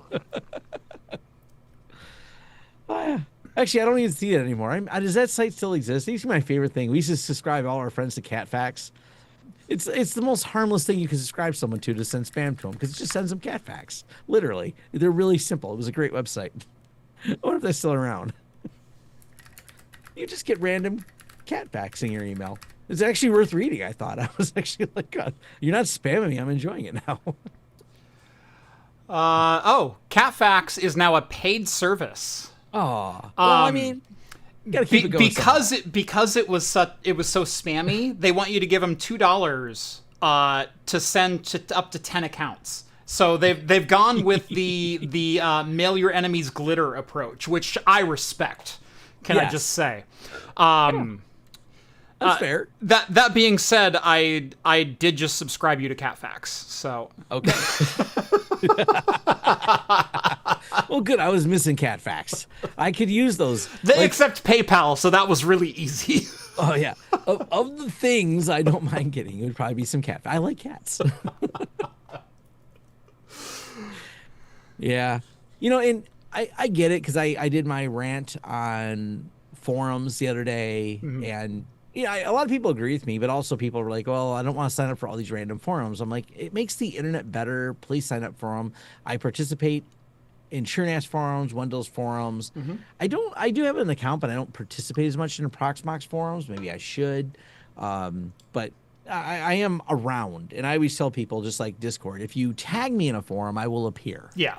So I don't mind engaging. I just don't always post in them. I post security problems in them. Sure. When I find a bug, I go in there and comment and post about said bug. Turns out sometimes I'm slow on that and the bug's duplicated. That's what I've learned the last couple times I posted bugs on SureNAS. But whatever, at least I'm posting them. Yep. Because they have a fun new bug in it's been there for a minute. I don't know how this was overlooked. You can't delete, if you create a snapshot task, you can't delete the task. That's in the beta right now. That's annoying. So I have, you can turn it off, but I've created a couple snapshots. So I was testing something, and I'm like, oh, I can't delete this. That's annoying. So I try to test out the beta so I can report bugs. Turns out lots of people reported that bug. I would fathom a guess and say it's because if the snapshots that it captured exist, you can't delete the task. And so you would have to purge the snapshots in order to remove the task, or no? No, they just broke the limit. They just broke the essentially. Wonderful. I wish it was harder. Even better. I wish it was a more complicated bug. It seems to be a much simpler bug than that. Yeah. I didn't read through all of it. It's something like the function just is broken for delete. So I found a UI bug they fixed though, and so that made me happy. So speaking of bugs and screw it, let's just go straight to backdoors. Yeah. Speaking of forums and forums you should join, good old Wendell over at Level 1 Techs recently took a look at the Netgear RS700S. Wi-Fi 7. It's here. Yeah. It's a thing. It's a thing that everyone does wrong and no one does right. And Wi-Fi 7 doesn't mean what you think it means. No, it does not. And when there's, I love, and watch Wendell's whole video on this, but my favorite line he said is that in between the optionals where marketing goes to party, so optional features, because he's not wrong. Yeah. It's a nice write-up he did here. Yeah. In short, the RS700S, Wi-Fi 7 Broadcom BCM 4916, is running firmware, and where was it? He sees that by default it is listening for SSH on port 22 open to the internet. And it is not accepting, like, if you've ever looked at firewall rules for any business router or firewall or anything like that, you see a constant barrage of port 22, admin password, admin 12345, root admin, like all kinds of different combinations just in plain text hitting port 22. I see it here at my house on occasion. Yeah. It's just whatever scammer troller is moving around the different IP addresses. And this is not really that, but apparently there is a magic packet that you can send to this particular port that will open a console D shell and then enable Telnet and has an SHA-256 hash credential embedded into it and will establish a connection. And that's where the puzzle is. There's essentially a magic packet that you can send that will, it's not enabling Telnet, but it's the same daemon they used to have that did the same thing with Telnet. Okay, yeah. And but it enables SSH, so that means remote login. Why is it like that? Why does it have this in here? What is it looking for? Why does it exist? If you scroll on further, the other concern, scroll down to where he's got some, just look for the years. Yeah. And this is the part that really puzzles me. And he did the same thing. TP-Link is just as bad, if not worse. Yeah. These systems are just really crammed with old binaries. So they have a bunch of really old services on there, SMB, the AFP, some of the Apple stuff. Now, part of the problem too is they have file sharing protocols on your firewall and they've got it in the kernel loaded. These aren't loaded if you add shares, they're loaded even if you don't. Yeah, they're loaded because by default. They're running such, right. Yeah, they're loaded by default, and because there's so many of these different services just running that are also really dated, why aren't they updating the binaries? Like, this is the part that doesn't make any sense, because some of these are really loosely based on OpenWRT. And loosely is the term, because why aren't they just using the modern OpenWRT? Which I get it. It's a project that probably could use some more vetting, but it clearly is better than what they're doing. This is the part that Wendell said, and I agree with him 100% on this, and I've asked this question before: why are these companies reinventing it? If you're not good at the firewall software, but you're building hardware compatible with OpenWRT, ship it. The OpenWRT Foundation would love you. Yeah. Like, you can develop a cooperative relationship with them. Maybe you could fire all your developers and pay even less than you pay your developers and donate to the project, and you would earn goodwill in the market where people may like your crap you sell. But you don't do that, and I don't understand why. I don't understand the business acumen that these people have or lack that don't see that as an option. Yeah. Like, if it could drive me. For a moment, if I'm not mistaken, was it years ago, didn't Asus ship with the Tomato firmware? I'm talking like 10 years ago. Yeah. I do remember that. Yeah, there was a minute I thought there was hope for the future, but future didn't turn out quite how I thought it would. Yeah. I'll tell you exactly from the corporate C-suite perspective why these companies don't support open source, they don't support all these other things. It's literally a circle the wagons mentality.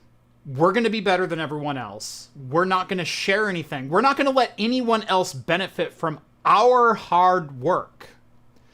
And so we're not going to support these open source projects. We're not going to ship an open source project.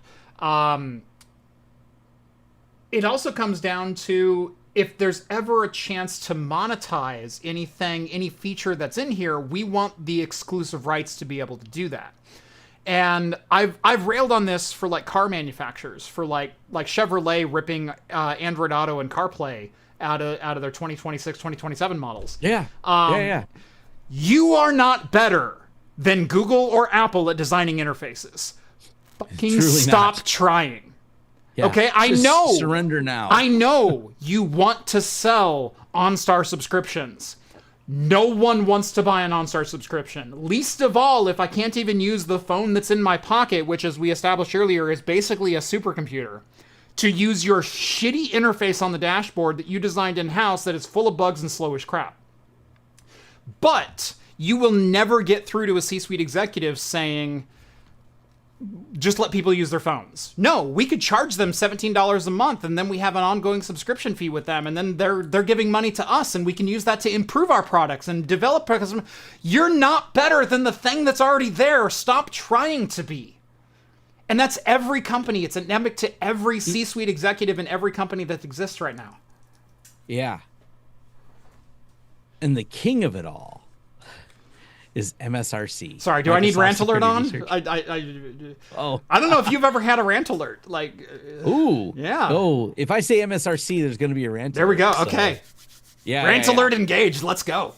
So under the normal world circumstances, because I work in the security adjacent community, and I happen to work for a pretty damn big security company, we don't celebrate when researchers are dropping O-Day.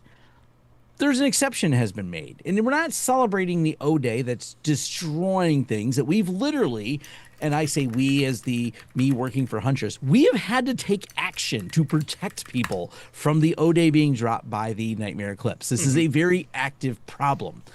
But we're not hating a player, we're hating a game. And it's a game that Microsoft's playing.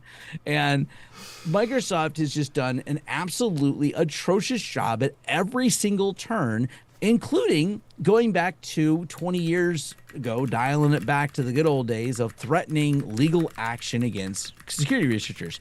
Microsoft's not a legal body. They're not a court. They're not that, but they are threatening, which doesn't make any sense. This person is pointing out flaws in their product. What law did they violate? I don't know. I don't think so. They're just circling the wagons with lawyers, as you would say. And now, what made this worse is once they decided they were going to threaten legal action, they tried to retract it, but, you can't put toothpaste back in the tube. So security researchers dogpile. And this actually relates to me being at B-Sides because I met numerous security researchers. And I bet at least the Venn diagram's bigger than you think. You're thinking, oh, this is a security community problem. No, Wendell commented on MSRC. Wendell said he submitted a bug that they didn't even think. He had a hard time telling Microsoft things were wrong and they wouldn't believe him. Like Wendell, even people in our community have fought with Microsoft going, will you fix this bug because it's a problem? Yeah. And so what has now happened, and this happened last night, and it's going to happen again, another researcher says, normally, I give y'all a 90-day warning. This person's done this numerous times, but I'm sick of dealing with you. Here's a one-click proof of concept that destroys your GitHubs. Go fix it. Have fun. Sorry. But your MSRC team is just like in a disaster array right now. So other researchers are doing this, and then other researchers are contacting Nightmare Eclipse and giving them more O-Day and saying, hey, why don't you drop this too? I don't want to be in trouble with you, and seeing as you're already in the spotlight, have at it.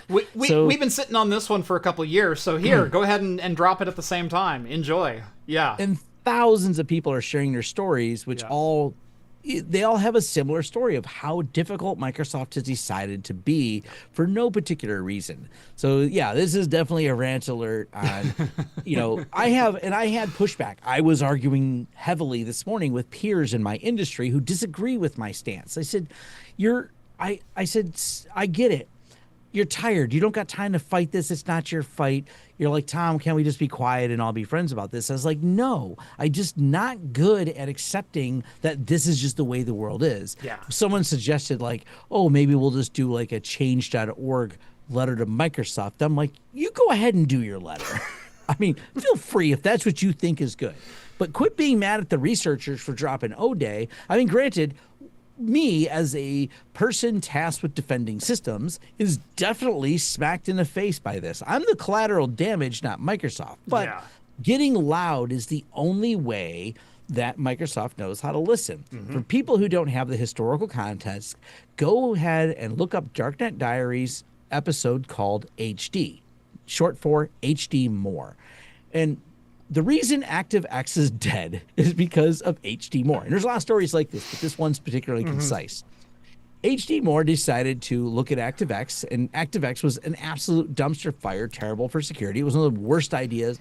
I don't know if it was even the worst. That makes us dogpiling on worst ideas. But at the time, among the worst ideas it was up there because, a little context for ActiveX, it was an Internet Explorer plugin module, or plugin framework, so you could develop essentially web applications that took advantage of extensions within Internet Explorer. But Microsoft also used Internet Explorer as the underpinnings of their operating system in Windows 95, 98, 2000, XP, etc., including ActiveX Live desktop modules, which had root access to your system via the system user. And so if you can get through one hole, you have root access to everything. Yep. So H.D. Moore had a grand old time by finding a whole lot of bugs. But I'm not great at security, but I do know ActiveX. Yeah. The way he handled it was genius. He kept dropping, I think it was one a week, just to keep Microsoft on their toes. So they kept having to go through these patch cycles, and they're like, why don't you drop all of them? And he's like, no. And what's the fun in that? he kept this up for months. And they're just like, he can't have more, but every week there's another one. It was like, and finally they gave up, and they lost the dog in the fight. They're like, look, we can't do this no more. You finally have won. Because he's like, I could do this for a pretty long time. Yeah. And it's unfortunately the only way Microsoft has responded is when the security community has come together, because that, once again, who was affected by this? Now, there were less threat actors, there was less ransomware back when H.D. Moore was doing it, versus what we're currently seeing with what Nightmare Eclipse released is from the time he released it, it was a matter of hours before we seen active attacks against clients. Yeah. Hours. It is wild how fast it was happening. So the cycle was pretty amazing. And that's the problem where we're at today, is the activation of it. Side rant, but probably affects at least somebody here is using Ubiquiti equipment. I did a video on Ubiquiti stuff, and from Ubiquiti's releasing of a patch, no proof of concept, but the releasing of the patch, someone reverse engineered the patch and then was able to build an exploit within 48 hours. There was active exploitation of something that has, to this day, no proof of concept by the people who found it. It has not been published. Only a patch has been published, but someone diffed the patch, figured out what they fixed, and used that to build active exploits that fast right now. Yeah. So at least Ubiquiti's on top of it. The biggest are you at risk question, if you're asking, is did you have your interface publicly exposed? First, that's not the default setting in Ubiquiti. Two, you had to actively do that. You had to check boxes. You had to change firewall rules. Yes. And three, stop turning off auto patching. Yeah. So it was like, I turn off auto patching because I'm afraid something's going to break. I was like, as someone who's worked with incident response over the years, you know what I would rather not do? Incident response. You know what I'd rather do if I given the choice? Fix a borked router is easier than an incident response. Yeah. One involves lawyers and insurance. Yeah. One is annoying and Yeah. just involves someone mad because they're not routing packets. I got called in one time for an incident response for a CryptoLocker event on an organization. They had about 400 users in their organization. They had all of their PII breached. Social security numbers, addresses, phone numbers, everything dating back like 20 years on 400 people. And I remember walking in the room and I'm like, I am the last person you want to see right now.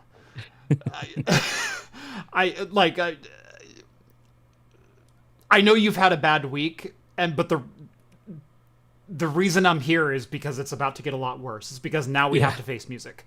And we have to actually figure out what was done, why it was done, how do we fix it. I'm not looking for anyone at fault. I'm simply looking to fix the issue. And man, some very difficult conversations come out of starting a talk like that.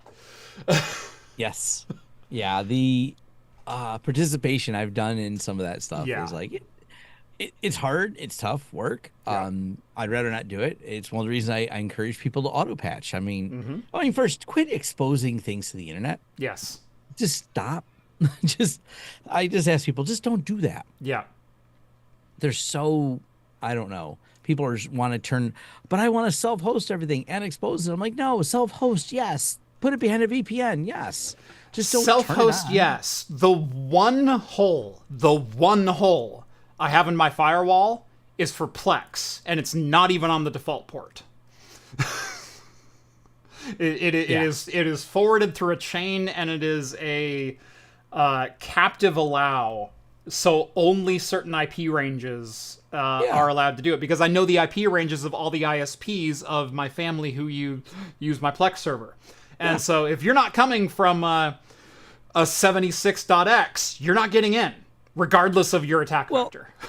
And because I set my kids up with at their houses, they have Unify, because of course they do. And turns out Unify's mesh VPN system, and you can limit it to a specific VLAN, right, where maybe Jellyfin lives. So also, yes, there's a solution to the problem. Yeah. I've never I've talked about this before, because people want me to do like firewall tutorials and whatnot, and I'm like, I'm not the firewall guy. I'm really good at hardware. I'm really good at virtualization. I'm really good at my wheelhouse of tricks. I'm not the guy you want designing your firewall. I'm not the guy you want designing rules. I'm not the access control or permissions guy. File system, yes. Networking, no. So they're like, well, what do you do for a firewall? And it's like, I have a Unify UDM, and it is locked down. There are no open ports, because I don't want open ports. Yeah, you don't want the problems. I don't want the problems. And I'm also not the person to tell you what you should or shouldn't do with a firewall. For that, there's Tom Lawrence. He's right freaking there. Like, you don't want me making your firewall videos. You don't want me making your OpenSense videos. I had guys that handled OpenSense for me. Okay. Yeah, I've lived in the open source firewall world for 26 years. Yeah. Because I used MonoWall. I used IPFire. I've used every open source firewall that existed since some people have been making open source firewalls. Yeah. At my old organization, and even in years since, like, I've had really good relationships with people of, like, I'm the hardware and the server and the internal infrastructure guy. I outsource everything, if it's firewall or outsourced or externally facing BGP routing, layer 3. That is not my wheelhouse. For that, you need someone else. And I'm happy to admit where I'm deficient, but I'm also happy to say, don't follow me for things like that, because that's not where I'm good at. That's the whole thing. I mean, if you need a Raspberry Pi video, I'm going to send you over to Jeff. Right. Geerling, yeah, the other Jeff. Yeah. The other Jeff. He's the Raspberry Pi. Exactly. He does some great videos on that. Also, if you want to know about time servers, Jeff has been on that rabbit hole for a minute. He has. There's a video. I learned a lot about time servers from him. I never thought about them as much as Jeff has. There's a video coming up on my channel that uses a Raspberry Pi as an authoritative time server that has been accepted by NTP. Nice. So a really good friend of the show, Vince, over at Circuit Rewind, he is the maintainer of the GitHub for StratPi. Cool. Which is a GPS geolocation time server that you can host on a Raspberry Pi that gives you accurate enough time data that you can become a registered NTP server. Oh, that's neat. And so he this last month, he gave me a Raspberry Pi with his StratPi interface, with his hat and everything else. And so I'm going to set that up here at home and have my own authoritative time server here at home.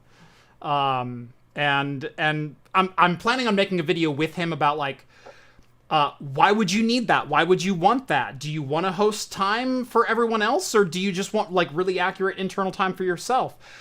If you're a Homelabber and you've been looking at, like, Ceph deployments and things like that, those are very time-sensitive things. And if your servers are not exactly synced, like down to the millisecond synced, it can cause issues within your Ceph server.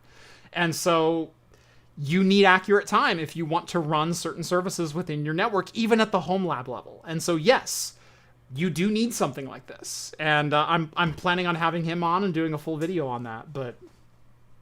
But also, Geerling's done some amazing things with the AstroPi, with the he did a GPS-based NTP server a while back, and anything Pi-based. Yeah, go see Geerling. He's done a bunch of cool videos. Yeah. So he's also built a few different, like, clock devices and stuff like that. They're all pretty novel, so it's all about time. Oh, speaking of which, we're running towards the end of time here. Oh wow, look at that. Yeah. Somehow we burned all the time. I only bring it up because there's one or two things going to happen. Tom is out of beer. He needs to go get another beer. Ooh. We wind it down in the next 10 minutes. I don't know which is going to happen. Well, there you go. I'll let you choose. Dealer's choice. Well, I'm almost through my second beer. Like that's how much I know, beer I I've have only left had of my one. second. Goodness. This is from Other Half Brewing. Tom, you would love this beer. It's not a sour beer, I assume. It is not a sour beer. It is a triple oat cream IPA. Oat cream IPA. That sounds pretty tasty. It is super smooth. It is all of the IPA flavor that you want. Like all of the good, not even like West Coast, just like solid pale ale, but turned up to 9. And so you've got a lot of that hop resiny flavor. You've got, but it's almost like this oatmeal underpinning that smooths it all out. I like those oatmeal stouts and all the like. It's an oatmeal stout, but an IPA. That's exactly what it is. That was it, but the IPA part. Yeah. Nice. It is thick. It is viscous. That and it's not the dark you expect when I think of it. If you said oatmeal, I always assume it's a dark beer. Right. It also looks like a hazy beer. It's also not hazy. Yeah. Okay. It's thick, but it's not clingy. It's not sour. It's not sharp. It's very, very smooth the whole way through. Nice. This is delightful. I don't even remember who sent me this. This is another beer that's been in my fridge for like a year and a half, maybe 2 years. And I'm like, oh, okay, it's time to clear some old cans out. But Other Half Brewing. Where is this from? Brooklyn, New York. Okay, this was probably John Jay out of my Patreon.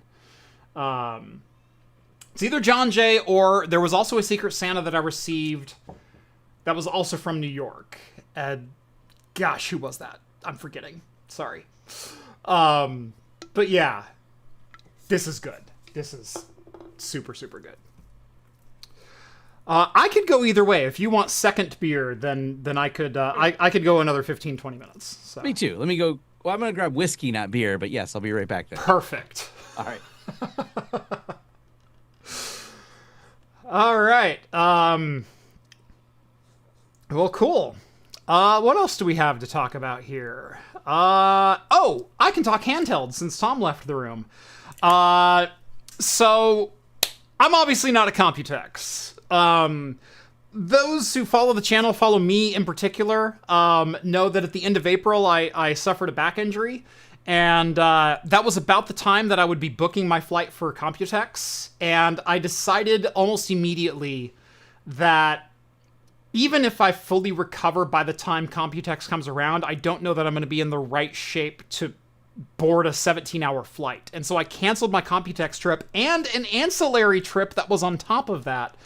1X Player was going to fly me out to Shenzhen and take a look at some of the new handhelds using the Intel Arc G3 in person at their facility.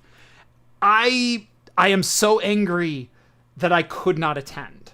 I'm glad I didn't go because I'm still having back issues. I'm still having spasms and seizures and things like that. And I'm better, but I'm not great. I recovered to 80% within about 2 weeks, or 75% within about 2 weeks. I'm still at like 80%, where there's still movements I cannot do, and there's still things I cannot do for more than like 10 minutes at a time.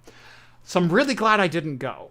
But I'm also really ticked I didn't go because 1X Player, as well as MSI and Lenovo and a couple of others, have introduced brand new handhelds using the brand new Intel Arc G3 SoC. And they're doing a lot of things. Tom, good bottle. Good bottle. Yes. Yes. I love this. This is... Angel's Envy Rye. That is one of my favorite rye bottles. It is flat out. I have a couple bottles of it because yeah. Actually, so there's a small grocery store by me that's been around for a minute, and they got bought by this some other people who've been remodeling it. Yeah. And they didn't have their liquor license before, but now they have their liquor license. And it was like, cool. They went from like small butcher / grocer. They always had a lot of just empty space in the store. Literally like 3/4 of the store used to be empty. They bought this big building, whoever owned it, and never expanded. They retired, new people bought it. They brought liquor in. And as soon as I seen they brought this, because my wife sees she gets notices whenever I swipe our personal credit card. Yeah. I get a message from her and she goes, Did you spend $88 at the corner grocer? Yeah, exactly. Why is this? How many groceries did you buy from there? And I'm Yeah. like, I just went and bought whiskey. A few bottles. It's all liquid. Don't worry about it. Yeah, because it's $79 a bottle here. That's the going rate for the rye. It's about $90 for the Angels Envy Rye here. So yeah, but very similar. I think the only place is cheap is Kentucky. Kentucky or Tennessee. Those are the only places you can get a little bit less. Yeah. Which is, at least it's reasonable here in Michigan. Yeah. It's a little bit, I think it's $10 more a bottle in Ohio. Yeah, it's $10 more a bottle here in Oregon. You said you're at 79, we're at 89. Yeah, I think we're 79 on this Yeah, one. we're 89 for the Angels Envy Rye and the bourbon and a couple others in that range. Yeah. But anyway, we were talking about gaming handhelds. So Intel has launched a gaming handheld specific SoC aimed squarely at AMD's dominance in the sector. And I couldn't be more excited for this. This isn't even a product that we got to hear about or see when we did a fab tour at Intel back in September, down in Chandler, Arizona. This is partially based on Panther Lake and partially based on Coyote Cove and Darkmont. So Darkmont we got a demo of with the brand new Xeons, the Clearwater Forest with all the efficiency cores. That's what the Darkmont core is their super dense 288 core efficiency core Xeon. That Darkmont core is the efficiency core in this particular SoC. The Coyote Cove is the Panther Lake CPU, but instead of getting 8 or 12 performance cores, this is a 2 performance core, 8 efficiency. It's a really interesting combo, and it's a combo that, Matt, if you're listening to me over at AMD, I told you should do 3 fucking years ago. Okay?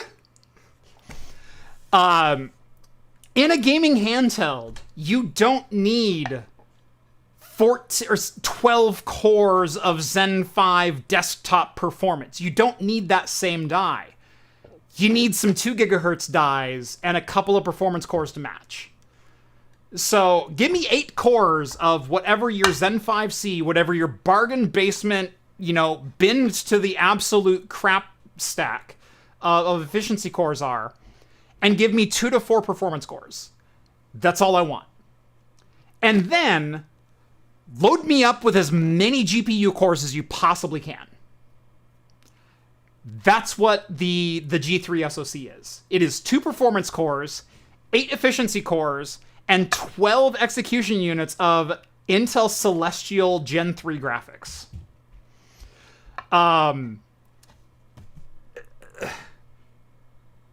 If you do any study of any game at 720p to 1080p, the CPU is not the bottleneck. It's always the GPU. GPU is 100% of the time the bottleneck at 1080p. Give me more frames. If you give it more GPU, you'll get more frames out of the same CPU. It's just what the equation is at that level. And so if you're aiming for 1080p low settings, 720p medium settings, 2 cores that'll boost to 4 gigahertz, 4 to 8 cores that'll do 2.5, maybe 3.0, and then all of the graphics you can muster for 25 watts. All of it. All the cores, all the memory, as much as you can give. I gave them the formula 3 years ago. They didn't listen to me. So a little bit of a... So Intel's, pat on the back, but Intel's figuring it out. Yeah. Intel went exactly for that, though. I think this is going to be great. I think this new generation of handhelds, this is going to be exactly the counterpunch Intel needed within the space. Yeah, and I think some of this is helping revive Intel. They're going, okay, we can play in this game. We have the ARC, and we can start, doing more things in that space and making people happy. Yeah. And handheld gaming's a hot topic. I like it. This, granted, I know someone called me out for just being a Switch pleb gamer, but I've been having fun with my Switch too. I've been enjoying that handheld nature of it. I even find myself less time put in on Steam. Games are better in Steam, and then maybe I'll get a handheld next after I get bored with the Switch. I'll get a Steam-based handheld. I probably should have bought it instead of the Switch, but I just wanted to play the Mario games so bad, and I found great joy in them. So. And honestly, that's why you buy a Switch. We have 3 Switches here at the house because exactly that. Because you can't play Mario Odyssey on a Steam Deck. And I just love those games. Right. They brought me great joy. I relax. I play them. They're just fun. My wife and my sister play Animal Crossing constantly. They are min-maxing Animal Crossing to a level I didn't know was possible. They're selling millions of bells worth of turnips every day by talking to people on Facebook and getting into group buys of virtual products so they can buy and sell their vegetables that they grow at a certain price point.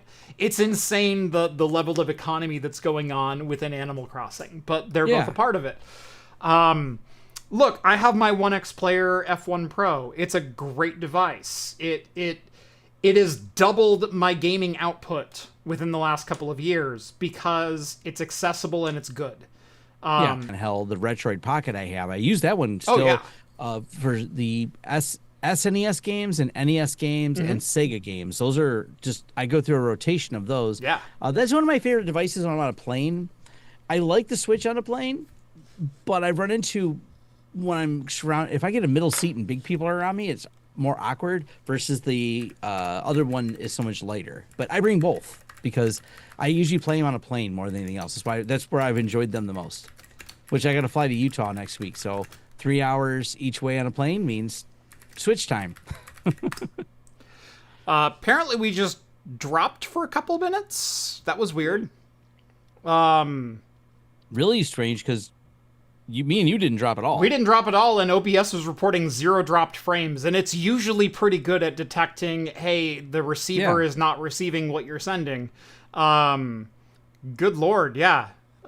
We were gone for like a solid 60 seconds there. Wow. Cool. Rip, yeah. F. But yeah, as much as I love my 1X Player F1 Pro, and I've got an Ambernic RG350M, which is the Ambernics are nice. It is an all metal Linux powered, not Android, but Linux powered ones. Yes, device. 'Cause mine's Android. Yeah, and it's freaking great, and it's a 4:1 screen resolution, so you can do perfect aspect correct scaling of GBA, SNES, Sega, all that. The screen is gorgeous. It's a 640 by 480 IPS display. And I love it. It's great. But I am of the mindset I find no fault in downloading ROMs and emulating games that are at least a generation old. Yeah, you can't really find them. Right. I mean, there's the purists who want to have it done on the original system. I do like that people are, figuring out HDMI interfaces for these things and stuff like that. And that's fine. But I'm not one who will pirate current generation hardware. I haven't really gotten into it either. Yeah. I don't know. I can definitely agree these companies are overly greedy, but 100%. 100%. Me and the wife just wanted to sit on the couch and co-op play, Super Mario Wonder, and we went, all the way through the game, had a great time. Yeah. You know what? I'm actually surprised. Granted, Steam sales are much steeper, more frequent, and obviously larger number of games, but there have been a lot of sales on Switch that have impressed me. Hogwarts was on sale. I think my wife paid $19 for it or something. So that's not bad. I mean, yeah. The A titles that are Nintendo titles, yeah, they probably don't go on sale. I don't think Mario. Your Zeldas, your Marios, your Mario Karts, those don't go on sale. But the Hogwarts was a 59. It was on sale for $10. Like, do I get it? Nah, I didn't. I'm like, if I play Witcher again, I'm just gonna play it on. YouTube's dying on us, man. What the hell? Yeah, this is not me. I want everyone to know this is not my fault. If they're even hearing us.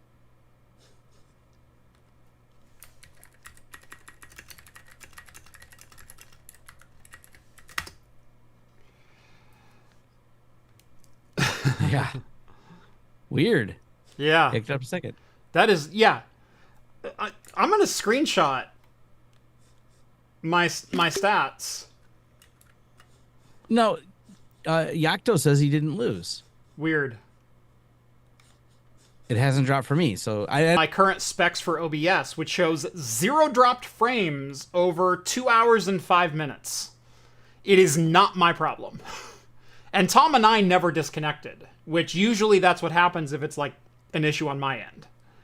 Yeah, I told people, throw your region for you if you're selling the drops. Like, yeah. I'm curious, are all of you in a specific geolocation? Are you all Canadians? Is it Canadians? Is it YouTube's decided it doesn't like you no more? Yeah. You're going to have to apologize to YouTube. Which nation state did we piss off with this show? Let us know in the chat. Let us know in the chat. EU East, Northeast. Okay, so variety here. U.S. West Coast South. Okay. U.S. East, Midwest, PNW. Okay, we're getting all over the U.S. then. Yeah. Dropping for me, California, PNW, U.S. Southwest, Pacific Northwest. Yeah, no, a lot of PNWs chiming in. Australia, Southeast. Midwest, no drops. Well, that solves it. Move to the Midwest. So, move to the Midwest. Us Midwesterners are nice people. Yeah. You might die for other reasons, but you won't drop YouTube frames. You won't yet. We have boring weather here. We have no earthquakes. We have snow. That is usually my pitch for Oregon, especially where people live in Oregon, which is the Willamette Valley. 85% of Oregon, of the landmass that is Oregon, lives within a 90-mile stretch of I-5, within 5 miles of the highway. Like, it's insane, the density that's there. That's where everyone lives here. Yeah.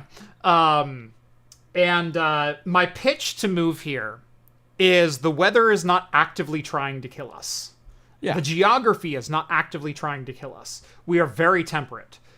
We hover above freezing during the winter. We average about 33, 34 degrees during the winter. The summer, we average about 85 to 90 degrees. We will trend up to 100 for a couple of weeks at a time. But we really never hit the extremes for more than like a day or two. Like, we did set a record a number of years ago where we hit 117 degrees for 3 days straight. And then it corrected and we're back down to 89. And I've experienced 5 degrees outside here in the Willamette Valley, but for like 3 or 4 days at a time. But it's also not dumping 8 feet of snow on us when it's doing that. It's dry. It's not the worst weather you could ever experience. In fact, it's very, very mid, almost 95% of the time. There's no tornadoes. What's funny is you say there's no earthquakes. I'm a bit of a conspiracy nut on this one, and maybe this is where we'll end this show. An earthquake conspiracy. Earthquake conspiracy. Hear me out. I'm here for it. Hear me out, okay? In the Pacific Northwest, so Seattle, Portland, Vancouver, like the major cities here in the Northwest, for the last 40 years, we've been under the threat of the big one is coming, right? We all saw St. Helens go up. We've seen Mount Hood with some activity. We've seen St. Helens with some below surface activity in recent years. In fact, St. Helens went up again in what was that, 2010, and no one seemed to care. It's already popped its lid. It's good. Yeah. But here's the thing.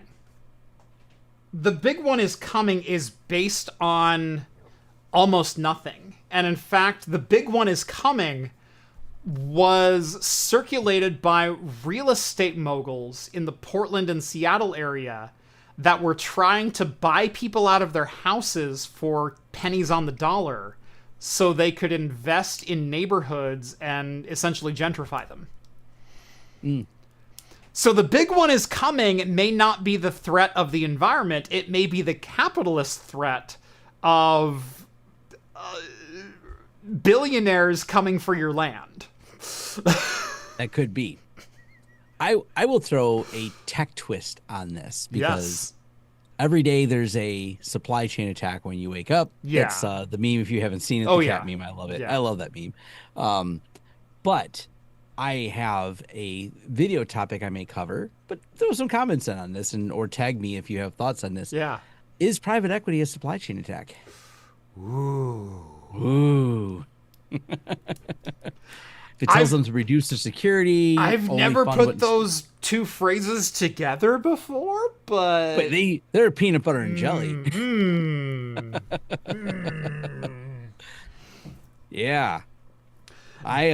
Doesn't part of Washington's coast move 20 millimeters a year? Yeah, but almost every continent moves 5 centimeters a year. Washington moves slower than the rest. Believe it or not. Oregon's off-coast activity is like through the roof. Like, the Pacific Ring is the Ring of Fire for a very good reason. It is a very active tectonic shift on all edges of every Pacific neighboring landmass. That doesn't mean it is a 50-foot rupture waiting to happen. I've lived through some earthquakes here in Oregon. We had what was it? 94? We had a 7.0 that was out of Medford, Oregon or something like that I remember feeling. There was another one up near Portland in Beaverton, maybe a year or so later. There's been a dozen or more off the coast that are 6.5, 7. It's not that it's an inactive area. It's just that what is the actual impact that an earthquake could have based on the potential? And there's a lot of fear-mongering around the big one is coming. There's going to be a 9.2 that levels the state versus a whole lot of 7s that do jack all because we have modern, we've earthquake built resilience. Survivability on that. Right. We're able to, our infrastructure is resilient. There's problems that come from it, but it's not extinction level event or chaos it's chaos, but not at like apocalyptic levels. Yeah. There's a coastline in Oregon where the trees are on the beach, where the coastline dropped. That is an erosion issue, not an earthquake issue. Florence, Lincoln City, Cannon Beach, Astoria, they are all prone to erosion. And there are a number of developments that happened with very rich people houses that wanted an oceanfront view that built way too close to a sandy cliff. And it turns out if you built on 100 feet of sand, it tends not to last. Yes. So Alexis Dahl, Dahl, she is I found her when she had like no subscribers, and she's got a ton of subscribers now. Nice. Actually, now I need to look how many she has now. She lives in Michigan, and she still only has 135,000 subscribers. She's a small YouTuber, but boy, some of her videos, million views.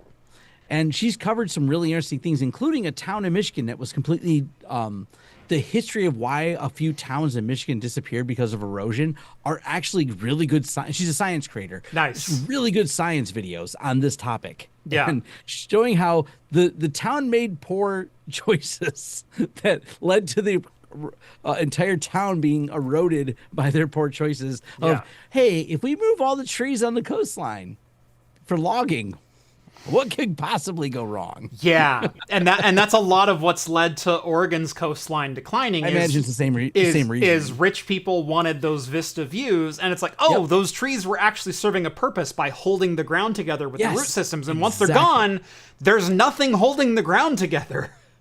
Yes. She's got some great science videos on that topic. I just found her because she's Michigan centric, but they're really good, and I like that as a topic. The fear mongering in the Pacific Northwest about the big one coming. We see the devastation that happened with the Anchorage quake and obviously the San Francisco quake in the early 1900s. What was that? 1915, 1918, something like that. Like thousands upon thousands of people died, and the fear mongering in the 70s was, that's going to happen here too. Like it's not a matter of if, it's a matter of when. The big one is coming. It's gonna hit. You should probably sell your house now and get out of town while you still can, because we're willing to give you $40,000 for your house. Like you paid $30,000 for it. Like that's a really good deal. You should probably get out of town. Yep. That's where that fear came from. So someone Power More says, and I want to point this out because this is a fun thing you're going to think about after I say it. The sun and you and all the stars we can see are moving 1 million miles a day in outer space in a spiral arm at 40,000 miles per hour. All right, here's the plot hole you're going to see for every time travel movie. Mm-hmm. If I move back in time, the Earth wasn't where it was. So if I teleport back in time, just think about that as the next plot hole. If I were to go back any moment, more than a few seconds, even seconds, when you talk about the speed and velocity, it's an interesting plot hole when you think about it from a time travel perspective. What are we velocity through space is somewhere between 15 to 20 miles per second. Yeah. And that's X, Y, and Z. And so if you move back in time 3 seconds, you are now 60 miles in any axis off of where you previously were. Right. It's something to think about. And any conceivable plot point that you could plot on that is not a good plot point to be on that graph. I just want to know, does time travel work like portals where momentum is maintained through the portal? Or am I suddenly going to be subject to the new forces of the environment I land in without any momentum of my own? Or even worse, is my momentum working against me of the object that I teleport into? Because I might walk through a portal stationary, but if I walk through and the Earth is rotated like this, it's now on an angular momentum that's going to cut my legs off because the Earth is moving 19 miles per second. Yeah, like there's a lot of plot holes in everything. Someone says when you look on the bright side of life, I'm going to cover up my address here real quick, but yes, there is a bright side of life. I donate money to the EFF because they are helping the bright side of life. That makes me feel good. I just got a letter today from them for donations I did, and we bought shirts and just gave them a bunch of money. It felt good. I don't always know how to solve the world's problems, but I do think the EFF works towards solving the problems, specifically in the world and space that we're in. So I'm happy when I see letters and the things we get from them. Being a sponsor of the EFF. Yeah. So I have a few extra dollars. I don't mind throwing it at them. It makes me happy.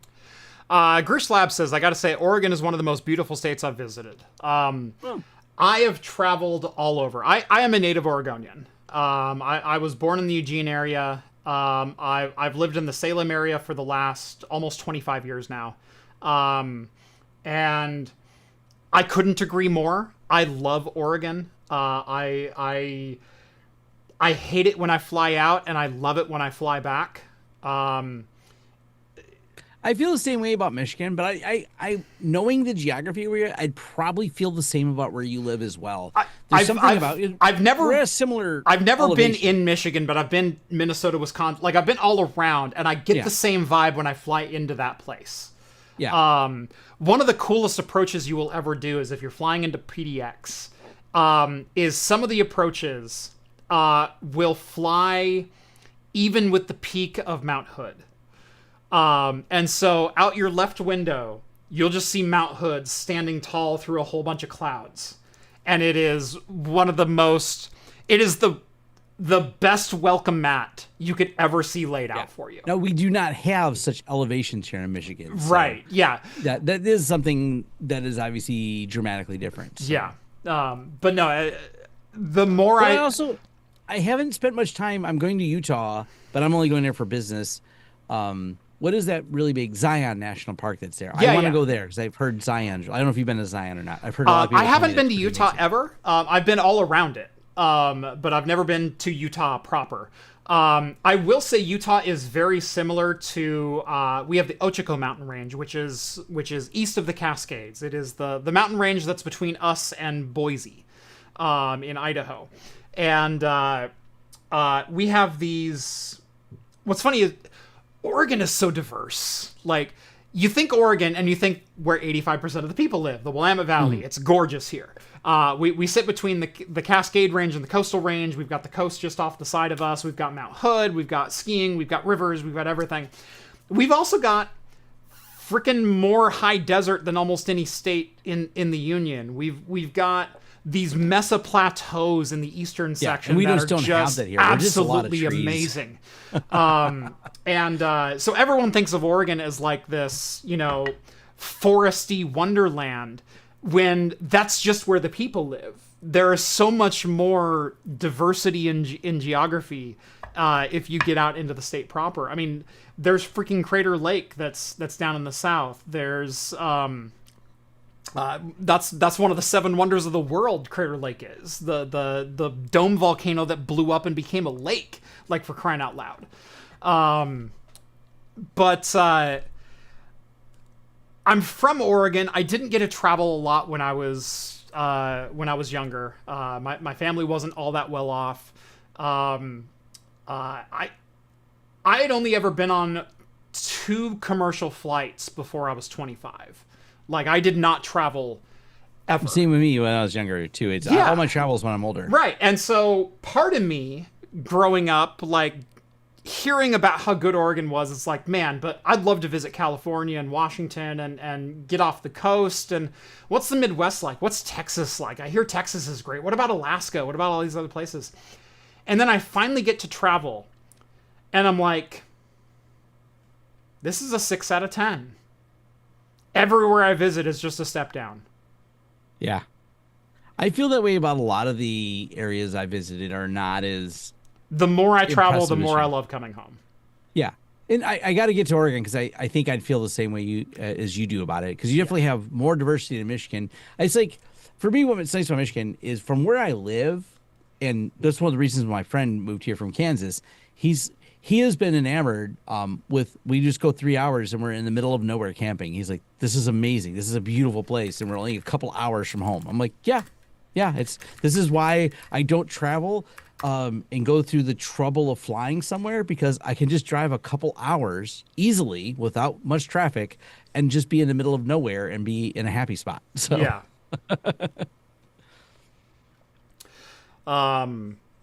Gosh. New York is a cool place too. If in upstate New York, I spent some time there 2 years ago.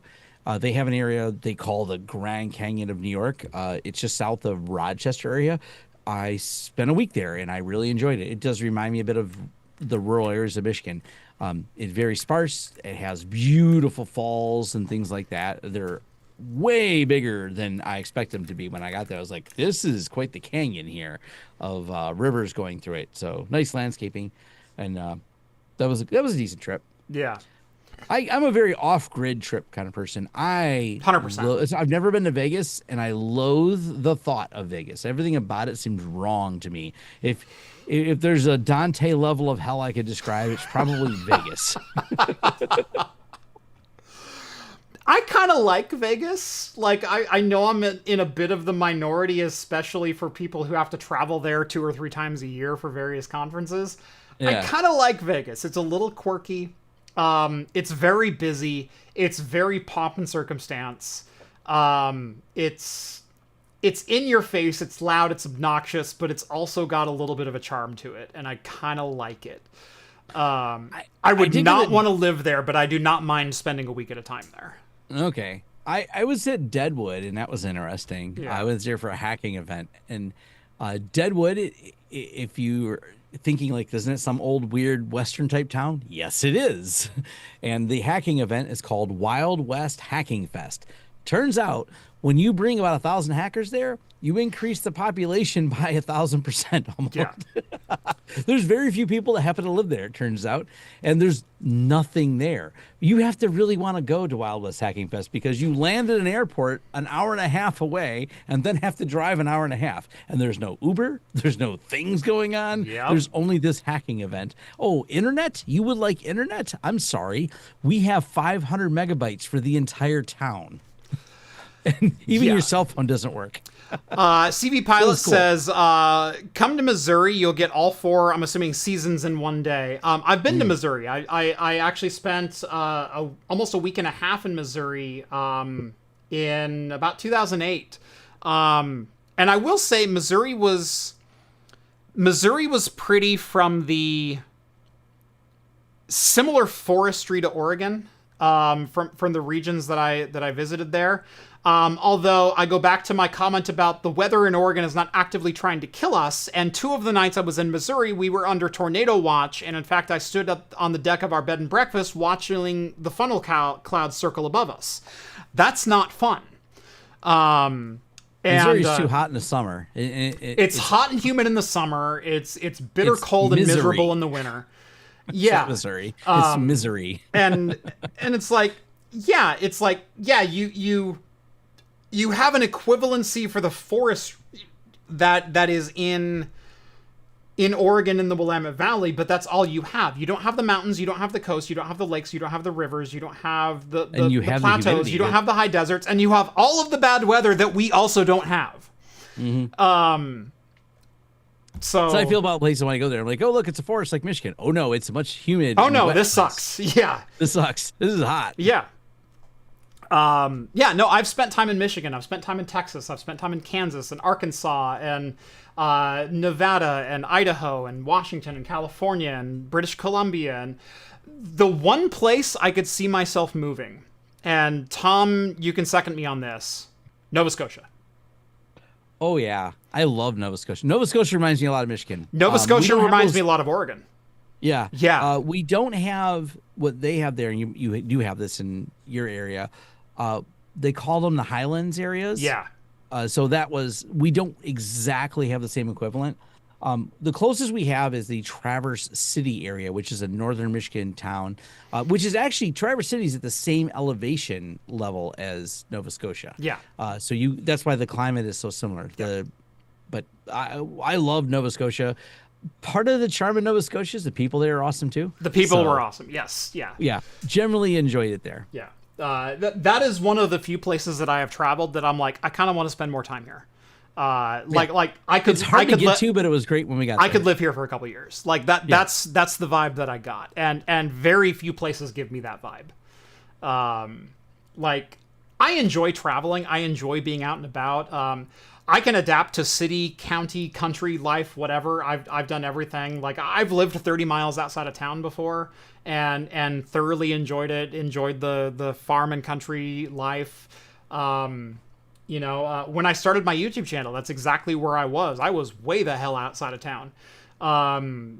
Uber was a passing thought by city folk, let alone like something you could take down to the local bar and get smashed and get back home at 2 a.m. It wasn't even a thing. When we moved into our new house here near Salem, I'm like, oh, Uber exists here. I can go to the tap house and I can get a ride home. And then COVID hit and it's like, well, there goes that. Yeah. You flew back, but I stayed a couple extra days. Yeah. And enjoyed every minute. I was so happy I changed my flight to stay some more days. I was like, this is great. Yep. I got to hear because after the Creator Summit was over, that was the second Creator Summit in Nova Scotia. I stayed and hung out with Doug, CEO of 45 Drives, and got to meet a handful of his friends. And they were just swapping stories of of the yokels, and I can't call them locals. We're going to call them yokels. The yokels, yeah. The yokels. Yes. There's just some wild Canadian version of redneck. I don't know what exactly. There's a term they use that I don't recall. It's great. It was great stories. For those who aren't in the know about like North American history, Nova Scotia is, I think you could call, the root of Creole Louisiana, because it was the French settlers that came to Nova Scotia and then were forced south because of work demands to go to Louisiana. And so the French Canadians came south to Louisiana and formed the Creole South that you kind of know there. They still exist in Nova Scotia, though. And they're what we would call rednecks. Well, and there's also a massive, there's more Gaelic speakers there than Ireland. Yes. So you have this unusual mix of people. Now, one of his friends, I don't know if I've ever said this before to you. Sorry, Doug. But this made me laugh a lot. Was one of the guys saying, you know, the biggest problem with Canada is half the people here speak French, the other half lets them. I just love that guy. I laughed so hard. It was like, half to speak French, the other half lets them speak it. That's funny. We don't speak it here. Yeah. We're not two linguists. We only speak English here. I had the greatest time with those people. It was I laughed so hard at all the crazy things that they did. That is really funny because I've pointed that out before too. That there are French signs and some French speakers in Nova Scotia, but it's very similar to like British Columbia, which I'm used to over here on the West Coast, where it's present, but it's not a massive population. It's not like I'm going to be in the middle of downtown BC and no one speaks English. Whereas I've been in Toronto, I've been in Montreal. That is exactly it. They don't speak English there. And so yeah, it's this weird, like, the British Columbia is very much very English speaking, very similar to what vibes we have going on here in Portland and Seattle and the rest of the Pacific Northwest. That's why we love Cascadia so much. And then you start going east and you get into Alberta and then you get closer to Quebec and Ontario. And your density of French speakers gets greater and greater the further east you go towards the Great Lakes. But then when you start fading away from the Great Lakes on the other side, it starts fading back to English. And it's a massive country in which 90% of the population lives within 10 miles of the U.S. And so everyone's hunkered down on the southern border. But there's such a swath of culture and community in all these different places. It's hard to call Canada one place. Yeah, it is so fun there. Actually, the last story I'll share. Sorry. Yakto just said, Vancouver, BC is just an American city where they drew the line wrong and still can't win the Stanley Cup. Not wrong. Yeah. Oh man. So one of Doug's friends is a older retired sheriff, cop. I don't know what they're called there. Constable, whatever the term is for them. I know they Royal Canadian Mounties. Yeah. Anyways, not relevant. But the relevant part is the small town over there that he had a riot that he had to control. His story of how the riot broke out, this is a number of years ago, was the whole town was in a riot because generally these towns they're not wealthy. They're quite poor. Yeah. So one of them had mustered up the money by gathering money from friends and set up a satellite dish so they could get TV. This is that era. And that also meant he had the decoder. Pirate radio! Yeah. And he had strung wires between many houses so everyone could watch whatever game was on, etc. So there was a game on that they were all watching. They were all quite into, except for the guy with the decoder. He had fallen asleep and not realized the game was on. When he woke up, he decided he wanted to watch something else just before the end of the game. And so he changed the channel. which prompted the town to all head over to his house because he's the one with the satellite thing. He's the one with the remote. Yeah, to try to get the remote from him to put the game back on. And no one could quite agree on this, so it turned into a town riot. He was just explaining the whole story. I'm like, this is the most backwoods redneck thing I've heard. I didn't know Canada was like this, and I was just fascinated by it. He goes, yeah. He goes, this was in the day of the radios, and he goes, once I went over that hill in the Highlands, I was on my own, and it was a whole town riot. And I was just like, this is great. Yeah. He goes, I was a little worried when I approached. They were all whooping on each other. He was like, and they're all related. He goes, it's a full family brawl I had to go break up. All because he changed the channel and no one knew who won the game. I'm just like, oh, this is wonderful. I enjoyed those people. Yes. I'm so glad I stayed that extra day. Yeah. No, I've always enjoyed my time up there. Yeah. Yeah. But at the same time, as much as I loved it, I still loved flying back into Oregon. And yeah. It always feels good to be home. Yeah. And I love being an hour from literally anything I could ever want to do. Yeah. We have motocross enduro tracks and mountain bike tracks and world-class skiing and snowboarding, world-class surfing, beach excursions. I'm an hour and a half from where the Goonies was filmed. Like, there is so much just right here that I could drive 40 minutes and you're in a completely different climate, a completely different area. And cool. Yeah, let's go mountain climbing one day, and then the next day we'll hit the beach, and then the next day we'll go skiing. And you can do that all in a couple of days' time here in Oregon. Like, it's crazy. Yeah, I guess affordability plays into that too, because friends that have moved here, part of the reason they moved here, in what keeps me here to some extent, I mean, my house is worth around 600 probably. Yeah. But where my friend lives about 20 minutes from here, that a little bit under that buys a house plus 7 acres. So yeah. I have about an acre. That is hard to find places where things are accessible. Like, yeah, we're 15 minutes from the airport. We're 30 minutes from Detroit proper, or less than that, probably 20 minutes. But able to afford 7 acres of land on under $500,000 is uncommon. Yeah, here my house is worth about $535. I have 0.2 acres on a corner lot, and I'm over an hour outside of the Portland metro. Like, it is definitely big city living, big city pricing here where I'm at. Yeah. Back to the Mac topic. I seen someone said, "How's the Mac experience so far? Any regrets? Waiting for the M5 Studio." Yeah, why M5 Studio when we have M4 Studio? Seriously. Yeah. I mean, I don't have any problems with my M4 Studio. I'm not replacing it anytime soon. But because it was on sale, and because I'm worried prices are only going to go up, even for Apple, I picked up a Mac M5 Studio with 32. Oh, did you? Or is it 36? 36 gigs of RAM. Yeah. No. Because they don't do 32. It's like 36. Yeah. Whatever it is. It's divisions of 12 with them. Yeah.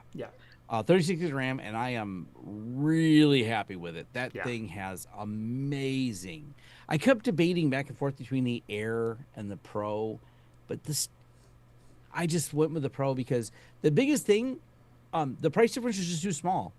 If you go with a 15-inch, you're so close in price to the MacBook Pro, even though the MacBook Pro is only a 14-inch.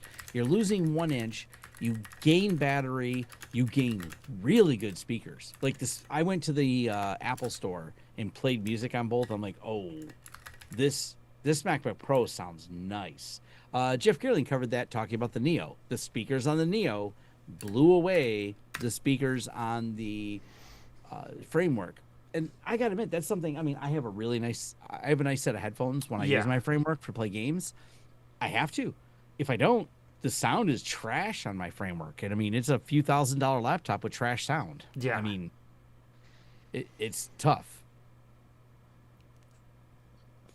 M4 is greater than a Mac 5 if you want to use it for local AI interference. I'll agree with that. Yeah. The MacBooks actually, because they've done good driver support and things like that, if you get a Mac with a lot of unified memory, you can run models that are really fast. Yeah. If you look up like Mac performance, I can't remember the guy's name. I can probably Google it real quick. He's done a ton of videos on it. They're really solid videos that explain Mac performance. And he's not wrong. He also does a lot of comparisons to AMD. There's certain things you can do with AMD, but boy, the price on AMD versus NVIDIA versus Mac is, even though AMD is kind of like a little bit budget, Mac just really impresses me with how well you can do AI on Mac. Yeah. Yeah. And DaVinci Resolve is so smooth. It has made my life. I was forgetful. I forgot a step because I was in a hurry. Mm-hmm. I did that Proxmox video, which is 20 minutes long. I edited, cut, trimmed, did all the editing work. You know, hours of editing. Yeah. 20 minutes of video was the final output of it. 24 minutes, I think. I forgot to save it until the end when I went to hit close and it said, "Would you like to save this file?" It just doesn't crash. Yeah. Once in a while, not often at all, but once in a while, I would have Linux bugs that cause me to open and close DaVinci Resolve. DaVinci Resolve works so butter on a Mac. It is just something I don't think I've ever had a crash. The only bug I found, which I didn't see it in our errata, but they seem to have fixed, was there was a drag and drop bug that all it would do is stop me from dragging new video files in. I don't know why. It wouldn't give me an error. It just wouldn't do it. It just would you drag a file and it would like, yeah, you didn't do that. And it wouldn't add the video. The solution was close DaVinci Resolve, open it, and a drag and drop would work. But I haven't even seen that bug in at least 6 months. Mm-hmm. And there's been updates since then, so I'm assuming someone reported it and fixed it. I couldn't reproduce it, so I couldn't report the bug because it would just randomly decide, Tom, you're not dragging this file over here anymore. We're not adding it to the media library. What's funny is I didn't run into that bug. I'm also on an M4 Mac Mini. I didn't run into that drag and drop bug, but I did run into adding a title card. So adding text overlays would make the UI unresponsive until you saved and quit. You could use keyboard commands and you could play and you could pause, but you couldn't get out of the text editor window and go back to like the video edit or the function on the right-hand side. And there were a couple of other things that you couldn't do. But the program still ran, but you also couldn't edit the text that you just tried to drop in until you saved, quit, opened the project, and then applied it. And that happened for like 2 or 3 major updates, like major like .1, .2 updates. And then finally it got solved. Other than that, yeah, they've cost me no loss of data. You know, I as much as I want to be the Linux fanboy, and I still have Linux VMs and things like that, and I still have my Framework laptop running Linux that I play Steam games on. The Mac just works so well for the business stuff. It is what it is. It's how I feel. I have said time after time after time, and I said this before I was on YouTube, is people ask me, "Oh, are you a Windows guy? Are you a Mac guy?" I'm a tool guy. Yeah, I use the tool that works for the job, and when the tool stops working, I find a better tool. So we'll let me to you, Tom.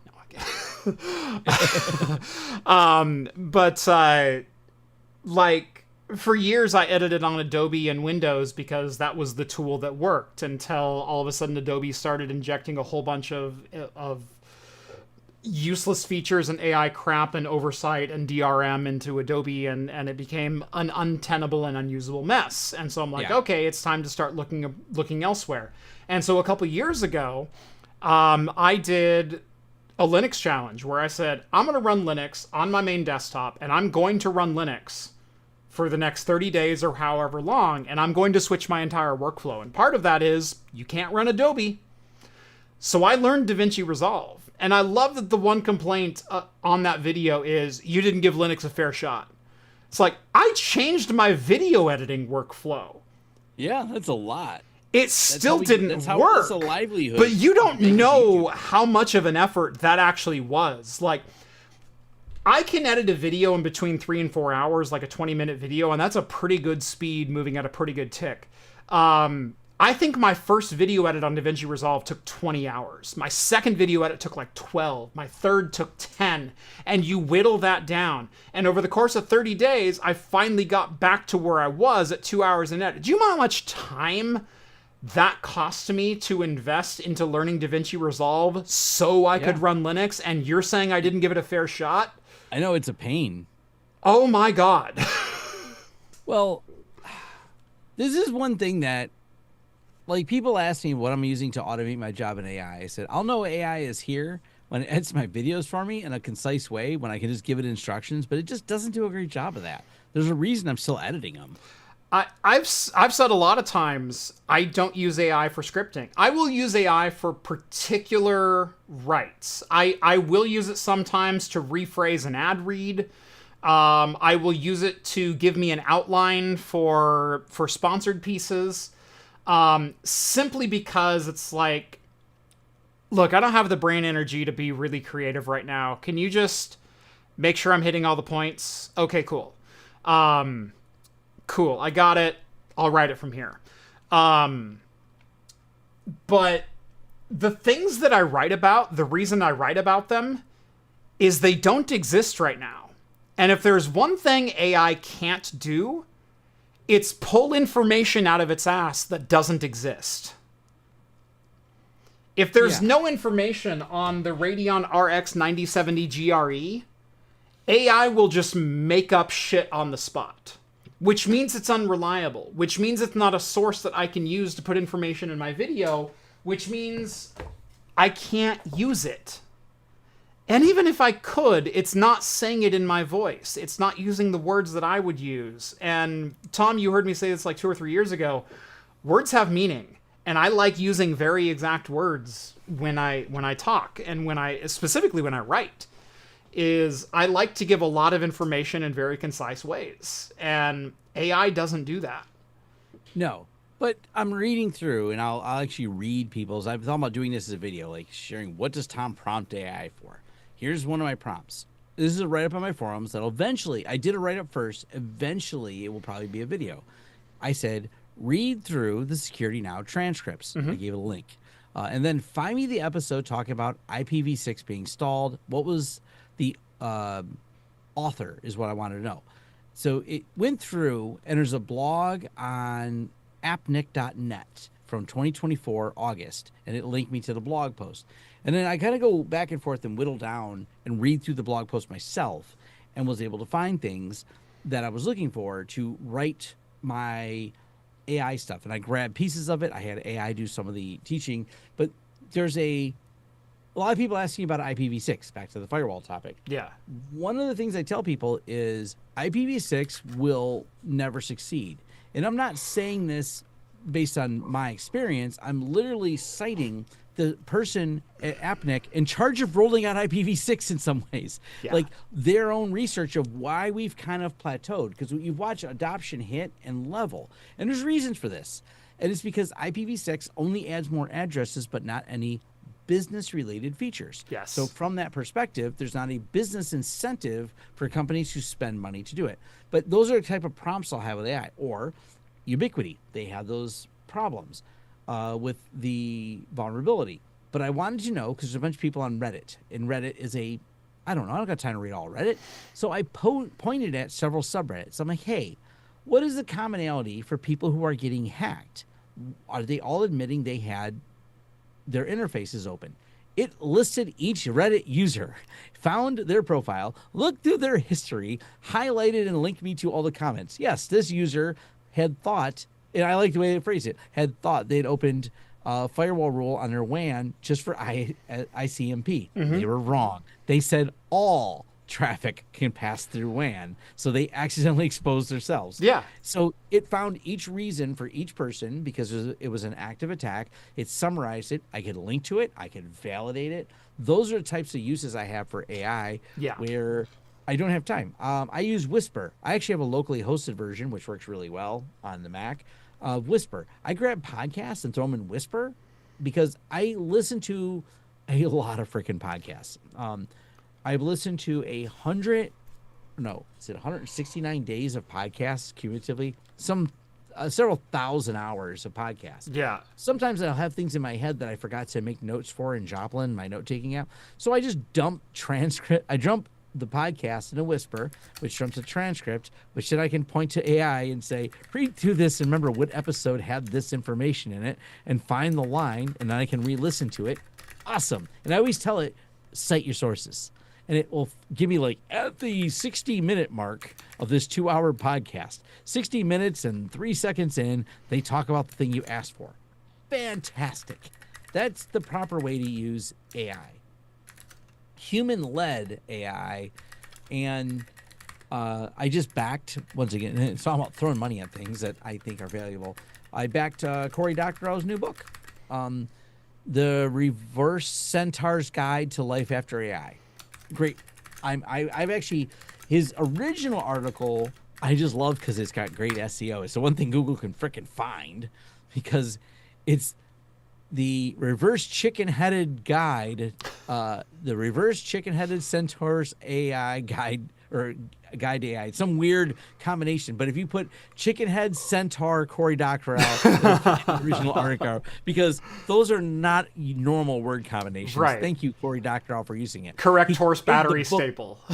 Yeah, he made it much more concise by saying the reverse centaur's guide to AI. Yeah. Which I kind of like chicken headed that was in there before, but he removed chicken headed. Still good enough SEO. You can find the Kickstarter. You can choose to back his book. Yeah. If you choose to do so. I chose to. I always throw a lot more money because I buy lots of copies of the book, and anyone who asks, I buy it for them. Even I have several friends. I was helping them with some things. They're protesting data centers. I know they're cheap and they don't have money, as much money. So I also bought them all subscriptions of 404. Yeah. And they are thankful for them. I also get a discount for buying them for friends. Instead of $100 a year, it's $75. So I just bought them all subscriptions. Yeah. Hashtag not sponsored. 404 is one of the only news sites that I subscribe to and pay money to. The New York Times, my local newspaper. No, screw off. I subscribe to 404. Hey, we have Daily Detroit, and I sponsor them. They are locally run. Jeremy States is a personal friend of mine. I've known him for 10 years. In fact, look, I'm logged into 404 now. Yeah, I had to do that off camera because I had to log in with my credentials. But yeah.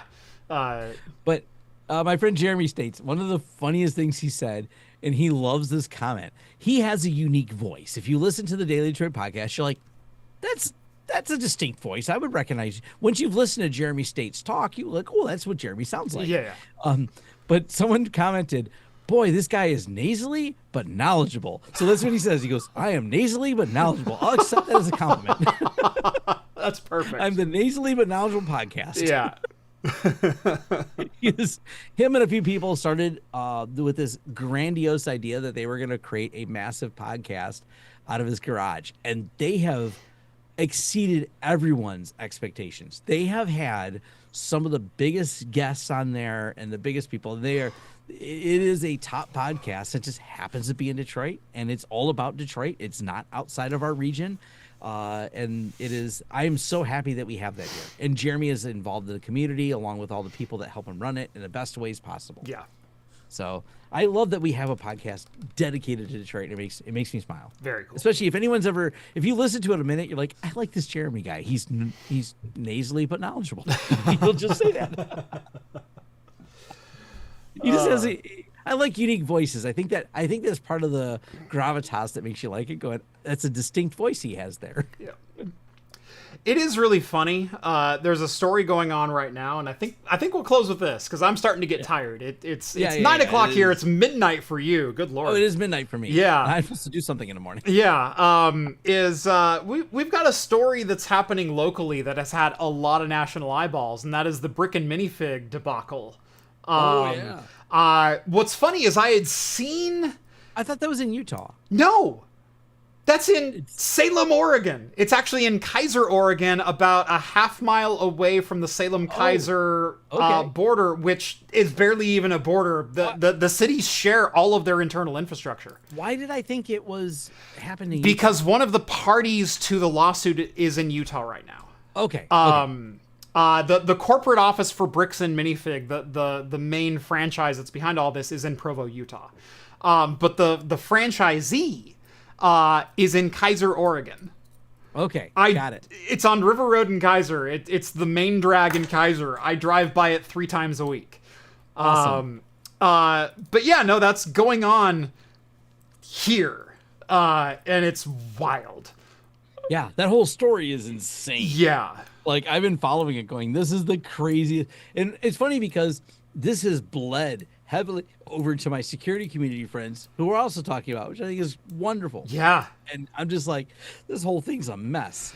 It's a mess. It is handled wrong. Was it DataCrunch.io posted a blog? Did you see Patreon's post? The video they did? Yes. Yeah, Jack Conte. Yeah. Which is really funny because I knew the name Jack Conte as the CEO of Patreon, but I'm also a huge fan of Pomplamoose and Natalie Dawn, the musical groups, and Scary Pockets and whatnot. Like, I listen to them, and I had never put the two together, and so all of a sudden, this dude that I recognize as the drummer and keyboardist for Pomplamoose is going like, yeah, bricks and minifigs, you can shove it. And I went, wait, I know that. Why is he saying that? What? Hold on. So, no, I finally put all the pieces together that the drummer for Pomplamoose is the CEO of Patreon. This is fun.